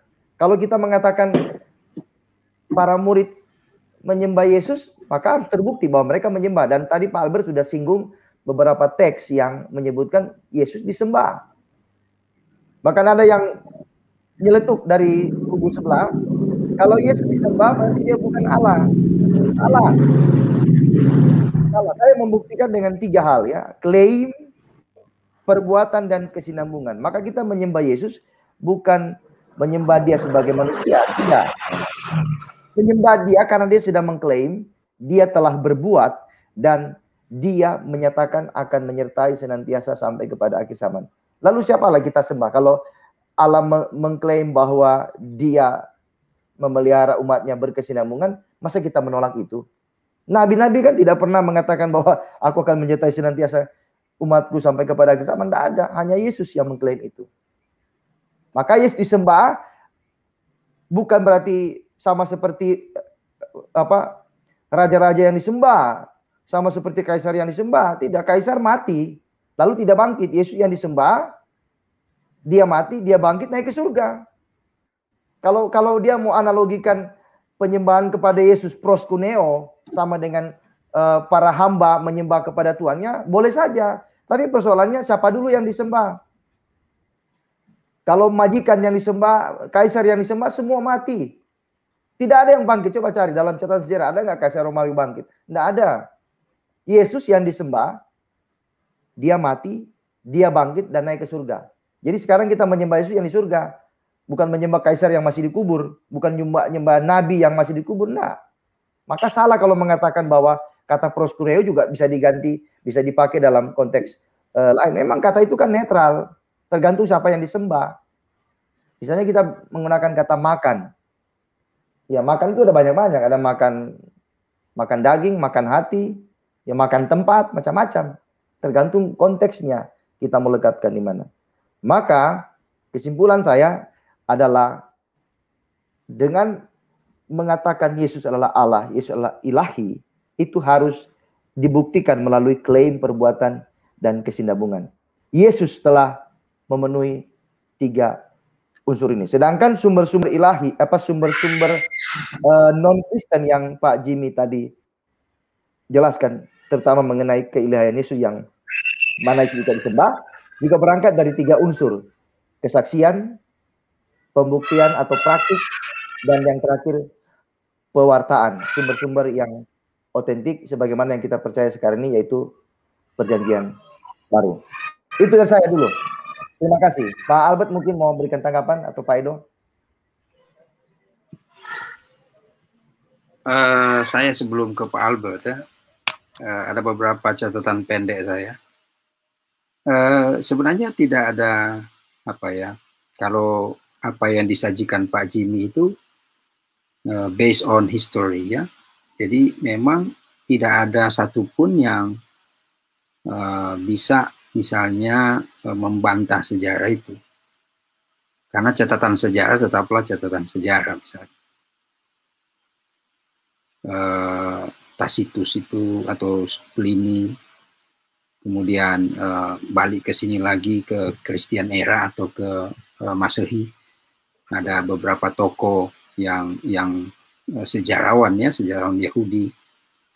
Nah, maksud saya adalah catatan sejarah itu jika dirujuk, kita merujuk kepada bagaimana sebenarnya sorotan dari pihak luar terhadap Yesus yang memang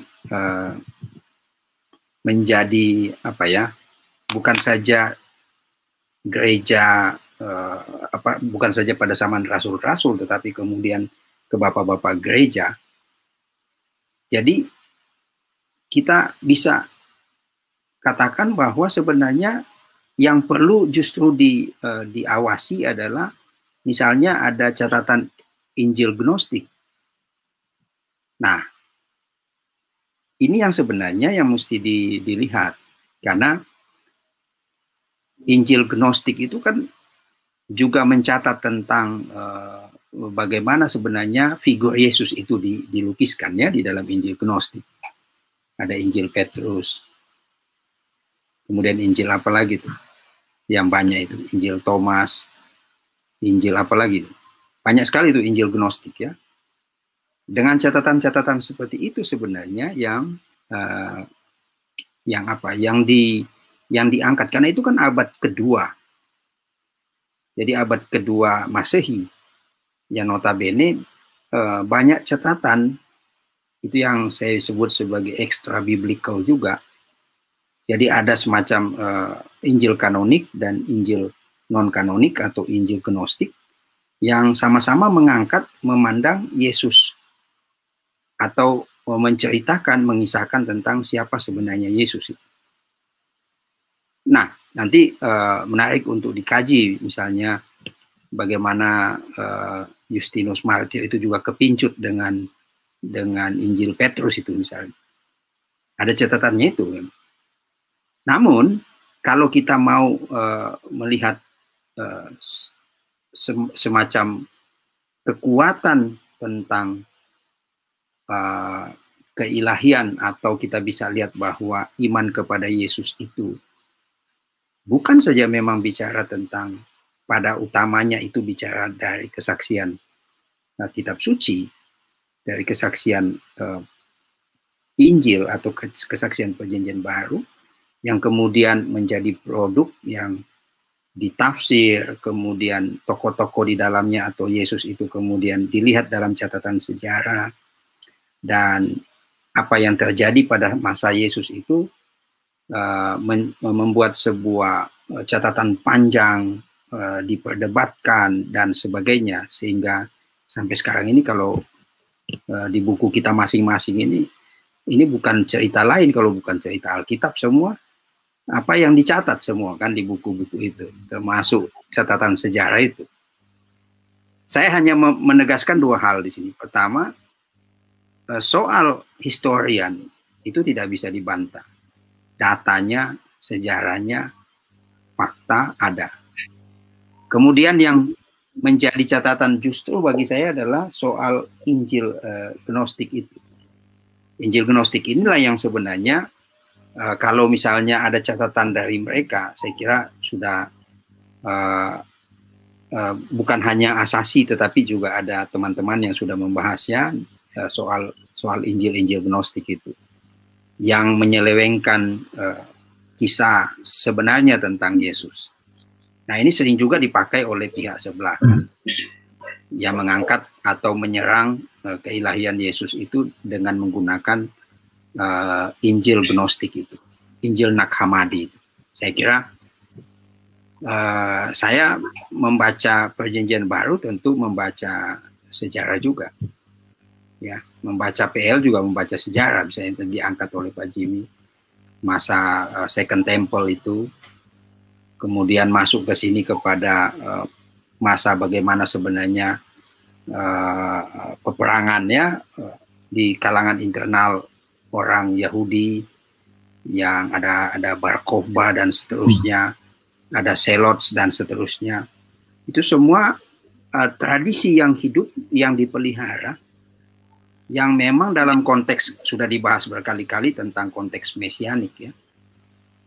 Dan hidup juga keterkaitannya dengan apa yang disinggung oleh gereja mula-mula tentang Yesus yang diurapi itu. Nah, saya kira itu catatan pendek saya, tidak ada soal, ya. Justru ini menjadi sangat produktif kalau ini diteruskan kepada satu artikel, Pak Jimmy. Thank you, Bro. Nanti artikelnya nanti bergabung dengan Pak Albert, ya, di buku Asasi berikutnya. Yes. Jadi dua penulis tidak apa-apa, jadi bisa dilanjutkan ke artikel. Nanti kita pikirkan apa judulnya, soal, ya, masih terkait kristologi. Tugas kita. Pak Jimmy mau tanggapi, silakan. Ya, saya tanggapi beberapa poin. Pertama, tadi Pak Edward singgung Injil Gnostik. Memang saya pikir-pikir apakah mengangkat itu, cuma karena saya menganggap itu masih insider, saya nanti perlu pembahasan tersendiri. Tapi poin singkatnya saya gini, Injil Gnostik pun justru dalam warna teologinya yang lebih ke sinkretisme kekristenan dengan Gnostik, justru menyajikan figur Yesus yang ilahi. Bahkan mereka menolak aspek kemanusiaan Yesus, karena itu ada kaitan dari proto-Gnostik, atau Ben Witherington bilang itu proto-Gnostik, yaitu ajaran doketisme yang ditanggapi oleh Rasul Yohanes dalam suratnya itu. Jadi justru Injil Gnostik sangat meninggikan keilahian Yesus, tapi tentu khas keilahian konsep mereka yang Gnostik, yang antara Allah yang tidak kelihatan dan kelihatan dan sebagainya. Tapi itu perlu pembahasan yang lebih spesifik dalam domain lain. Nah, kemudian Pak Tadi angkat tentang validitas data sejarah ini. Memang seperti Lou Fatohi mencoba mempersoalkan, tapi saya kira ini tulisan Fatohi itu kesannya buku akademik, tapi sebenarnya hanya dibungkus kulitnya aja dengan akademik, tapi lebih ke polemik. Seperti itu. Nah, apakah data-data itu valid? Saya kira sangat valid. Kenapa? Pliny Younger, itu dia juga dia seorang gubernur Bithynia, dan dekat dengan Kaisar Trajanus. Jadi dia tidak semudah itu mendapatkan data. Bahkan dikatakan tadi dia menginterogasi mereka. Dan hasil interogasi mereka dia dapatkan fakta bahwa memang kebiasaan Kristen waktu itu tiap pagi, setiap subuh mereka berkumpul menyanyikan himne kepada Kristus seperti kepada Tuhan. Jadi ini data yang sangat valid. Nah, mungkin himne itu bisa termasuk himne yang ditulis oleh Rasul Paulus dalam Filipi 2, dan mungkin himne kristologi lainnya. Jadi saya kira datanya valid. Tacitus juga, dia juga bukan orang sembarangan, dia sejarawan Romawi, bahkan dia termasuk gubernur Asia. Jadi mereka punya akses ke informasi, termasuk ke orang-orang yang mereka perlu interogasi. Nah, kalau ada yang mencoba membantah data sejarah ini, it's okay, tapi sajikan data pembanding. Manakah adakah data pembanding? Jangan cuma memakai data yang nanti, ya pas yang dibilang nanti belakangan gitu, untuk menilai data abad pertama itu tidak fair, tidak apple to apple, ya, antara data sejarah dan data iman. Mungkin terakhir tadi saya sempat baca ada pertanyaan dari Pak Yosef Belai yang mencoba menanyakan tentang kaitan dengan pemahaman liber scholar yang mencoba mengaitkan kepercayaan tentang kelahiran Yesus dengan konsep paganisme Yunani Romawi. Saya kira ini sudah saya pernah tulis di buku Kristologi Miring itu mengenai dasar akad. Tapi poin singkatnya begini, konsep keilahian Yesus tidak punya kaitan atau tidak dipengaruhi oleh konsep paganisme Yunani Romawi. Kenapa? Konsep the Son of God dalam budaya Greco-Roman itu lebih pada anak yang ilahi hasil hubungan seksual antara dewa, dalam hal ini dewa tertinggi Zeus dengan manusia, maka lahirlah manusia dewa, manusia ilahi, seperti Hercules. Dan itu banyak varian-varian kisahnya. Jadi konsep anak Allah yang dipahami oleh paganisme Romawi Yunani saat itu, yang model seperti itu.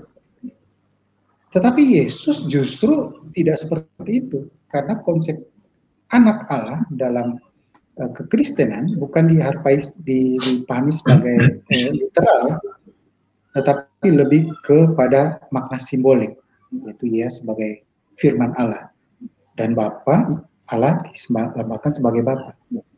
Nah, dari hasil penelusuran sejarah berdasarkan temuan dari dokumen Dead Sea Scroll, dokumen Qumran, khususnya dalam satu dokumen, kalau tidak salah 4Q246, itu salah satu fragmen.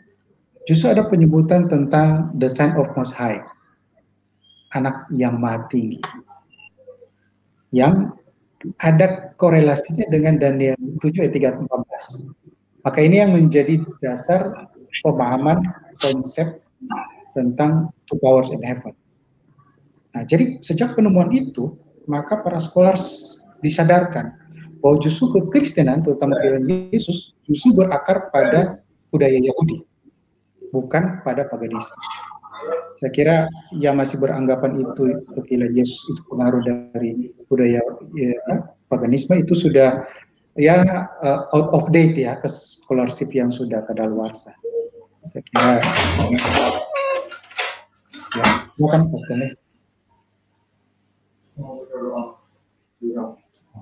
Oke, terima kasih Pak Jimmy. Mungkin Pak Albert bisa tanggapi pertanyaan Pak Joseph di kolom komentar YouTube. Mungkin sudah dijawab Pak Jimmy tadi Pak ya, pertanyaan Sudah, Pak Joseph. Iya. Oke. Saya Ada mungkin tanggapan? dari silakan. ya dari sisi lain lagi saya ini. Ya tadi Pak Jimmy sudah mengutip beberapa pandangan Rabi Yahudi tentang mujizat Yesus, dan saya sangat sepakat itu bahwa mujizat yang Yesus lakukan merupakan salah satu bukti keilahian Kristus. Tapi mungkin saya akan tambahkan dari sebuah buku yang saya dari bukunya McDowell ini, Josh McDowell, pada halaman 202. Di sana dia mengatakan sekitar tahun 95 Masehi ada seorang rabi yang bernama Rabi Eliezer bin Hyrcanus dari Lida. Jadi dia berbicara tentang kemampuan ajaib dari Yesus. Jadi fakta sejarahnya menurut saya sudah sangat melimpah ya, bahkan tentang penyaliban Yesus, dan bahwa Yesus memang betul-betul ada dalam sejarah, seperti kesaksian Josephus dan lain-lain. Jadi orang-orang yang mengkritisi iman Kristen, ya para polemikus itu sebetulnya harus belajar ya, bukan hanya asal bicara tapi tidak mau belajar. Jadi harus belajar dulu sebelum menyerang posisi orang lain, karena nanti itu bisa dikatakan sebagai hoax atau ya cuma omong kosong saja karena tidak dibuktikan oleh baik dari fakta sejarah maupun dari sisi Alkitab. Cuman saya mau menambahkan sedikit Pak tentang penyembahan ini, proskuneo ini. Saya pernah ketemu dengan Pak Beni Irawan dari Unitarian ketika saya menunjukkan bahwa Yesus disembah di proskuneo oleh murid-muridnya, itu bukti bahwa Yesus itu adalah Allah. Tapi dia memberikan dua teks yang untuk membantah hal itu. Dia memberikan contoh-contoh lain di dalam Alkitab di mana ini loh buktinya ada orang-orang yang disembah oleh orang-orang lain, tetapi apakah bukti itu bahwa dia adalah Allah? Nah, ada dua teks yang diberikan, yaitu misalnya di dalam Wahyu pasal 3 ayat 8. Wahyu pasal 3 ayat 8 dan juga di dalam Matius 18 ayat 26. Jadi di Alkitab ada contoh-contoh daripada orang disembah. Misalnya dalam Matius 18 ayat 26 ada seorang yang mempunyai hutang kepada raja, lalu karena dia tidak mampu melunasinya, kemudian dia sujud menyembah kepada raja itu. Kan di ayatnya dikatakan begitu dalam Matius 18 ayat 26. Jadi ada tindakan sujud menyembah di ayat tersebut dari kata proskuneo juga. Tetapi kalau kita mau melihat konteks ayat itu, ini sedang bicara tentang pengampunan. Pengampunan di mana Petrus bertanya di sana kepada Yesus, berapa kali aku harus mengampuni saudaraku jika ia berbuat dosa terhadap aku? Sampai 7 kali? Nah, Yesus jawab, sampai 70 kali 7 kali. Kemudian Yesus memberikan perumpamaan tadi, seorang raja yang menghutangi hambanya 10.000 talenta. Nah, saya coba menghitung 10.000 talenta ini berapa ini. Ternyata itu adalah jumlah yang sangat besar ya. Itu 600 dinar. 1 dinar itu adalah upah pekerja harian dalam sehari. Jadi kalau 6.000 dinar, itu berarti upah selama 6.000 hari. Nah kalau 1 tahun itu 365 hari, kalau 6.000 hari, itu sekitar 16 tahun lebih, kalau saya hitung di kalkulator ya. Ada sekitar 16 tahun lebih. Jadi dia itu harus bekerja selama 16 tahunan. Itu baru 1 talenta ya. Gimana jika 10.000 talenta? Tentu sebuah jumlah yang sangat banyak. Nah hutang yang begitu sangat banyak, akhirnya tidak mampu dibayar lunas. Lalu yang terjadi adalah hamba itu memohon dan sujud menyembah kepada raja tersebut ya. Ada kata-kata sujud menyembah kepada raja tersebut. Nah, ini yang dijadikan alasan oleh Beni Irawan untuk membuktikan bahwa penyembahan itu tidak harus ditujukan kepada Allah, tapi juga bisa kepada orang-orang biasa. Nah, tetapi ingat, tujuannya di sana itu agar hamba itu diampuni oleh raja. Jadi hamba itu menyembah agar dia diampuni oleh raja dan diberikan kesempatan untuk melunasi utang-utang yang begitu banyak tadi itu.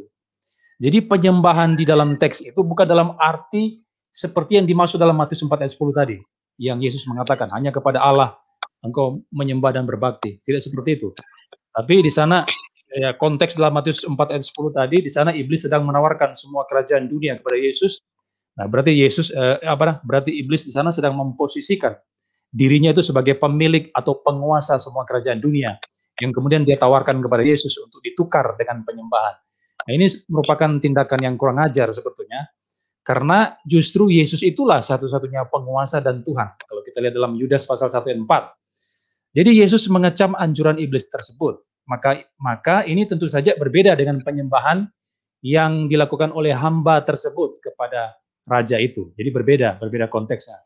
Tidak ditujukan kepada Allah. Kemudian Pak Beni Irawan itu yang dari Unitarian memberikan contoh berikutnya dalam Wahyu pasal 3 ayat 9 yang mencatat di sana ada jemaah iblis yang tersungkur di depan kaki. Jadi ada ada penyembahan juga di sana.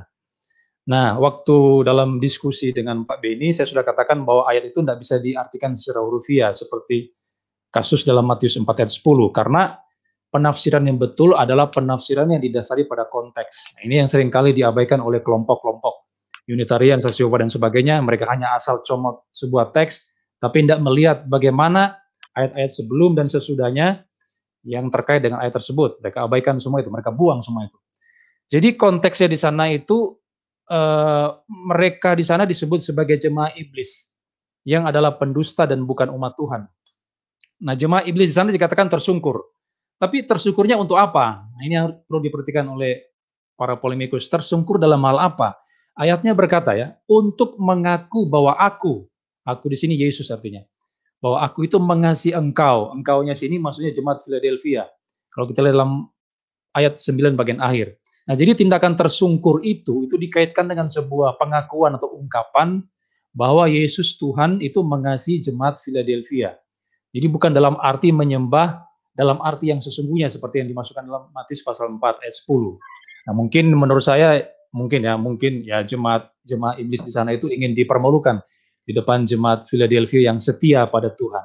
Nah, makanya mereka tersungkur di depan jemaat Philadelphia. Jadi semua argumentasi yang diberikan oleh pihak Unitarian, misalnya Saksi Yehova yang membantah tindakan penyembahan kepada Yesus dan membuktikan dia itu adalah ilahi, menurut saya tidak cocok karena mereka mengabaikan konteks daripada teks-teks yang mereka angkat.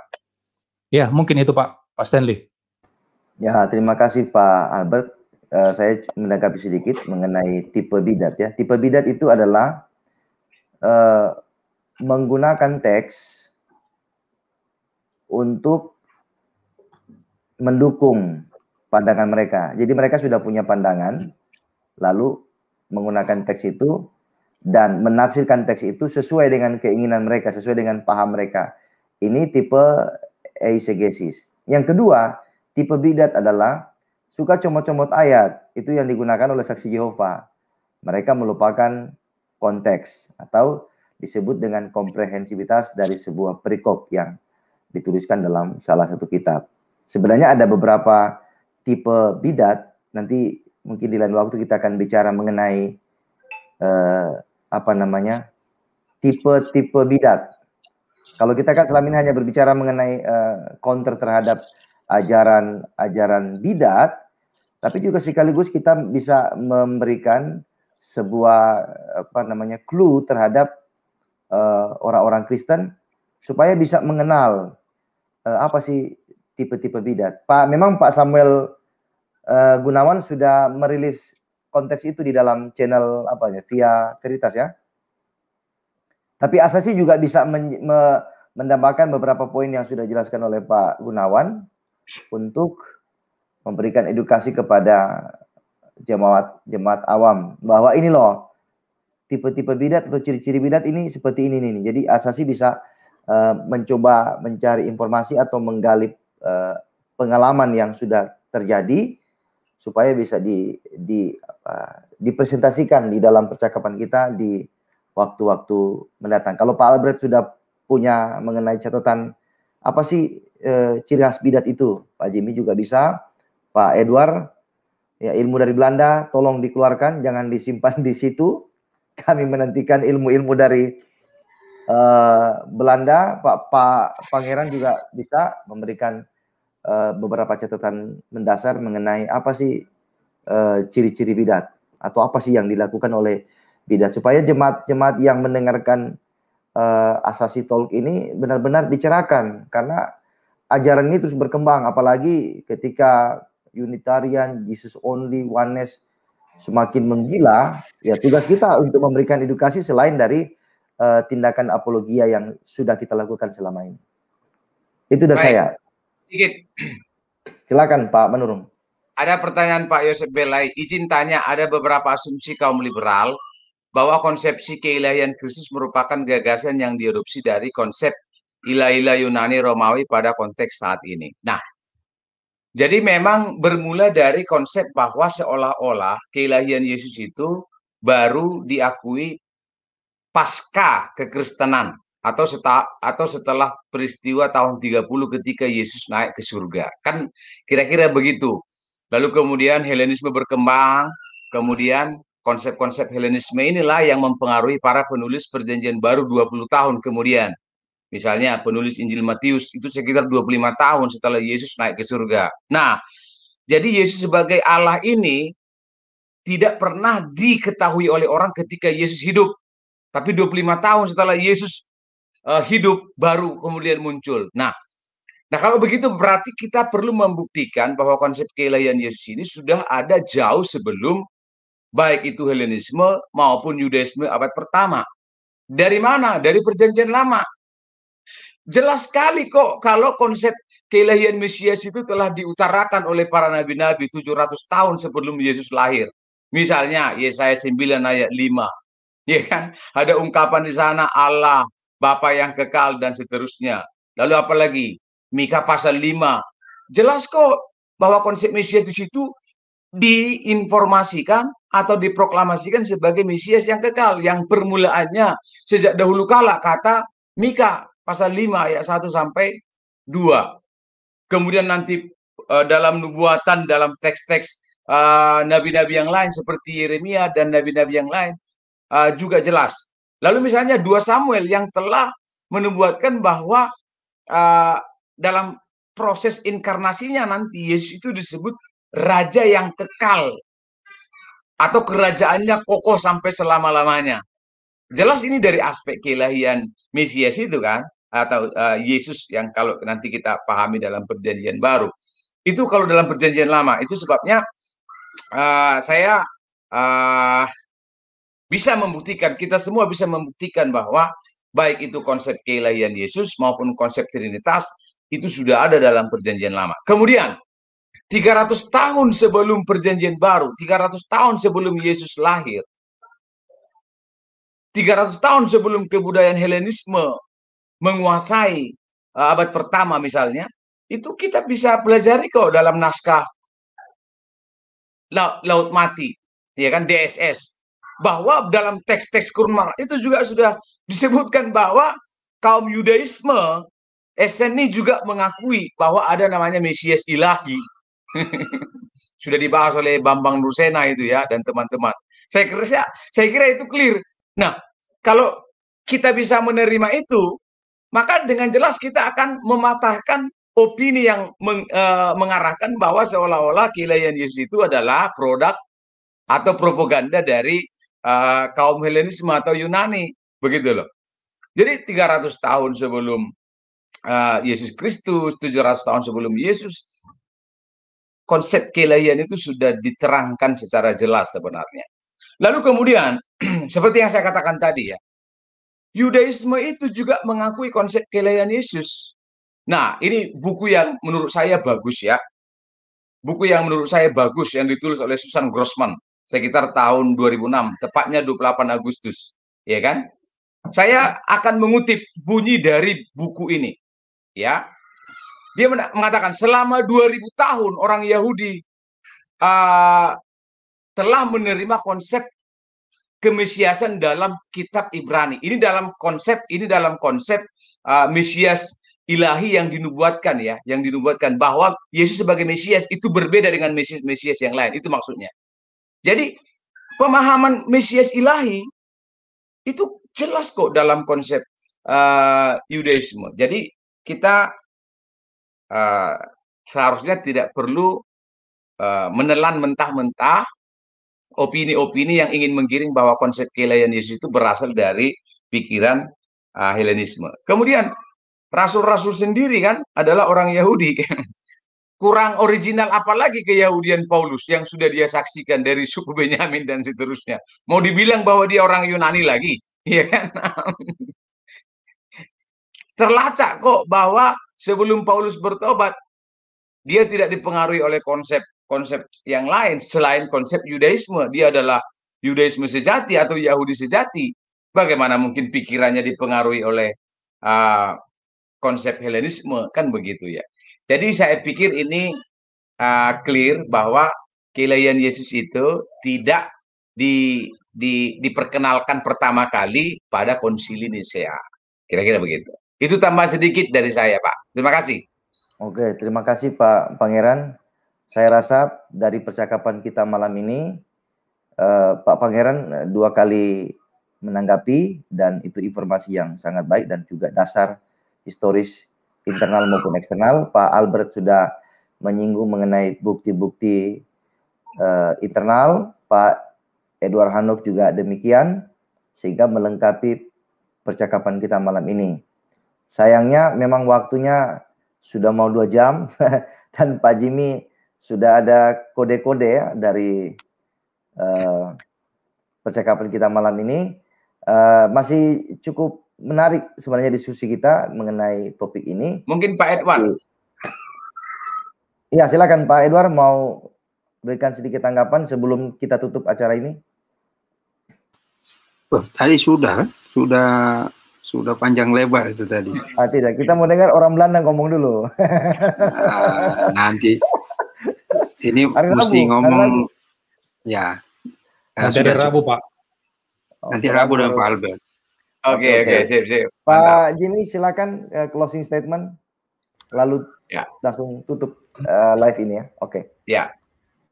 Oke.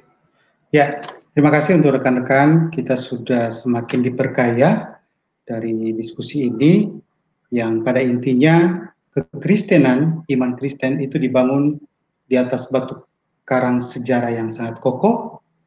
Bukan saja dari data internal membuktikannya, justru data-data eksternal, bahkan dari musuh-musuh kekristenan, menjadi bukti dasar yang kuat bahwa memang penyembahan kepada Yesus yang ilahi itu sudah ada sejak awalnya, bukan rekayasa gereja belakangan, dan itu diteruskan oleh para bapak gereja ke bapak gereja selanjutnya sampai pada masa kita saat ini.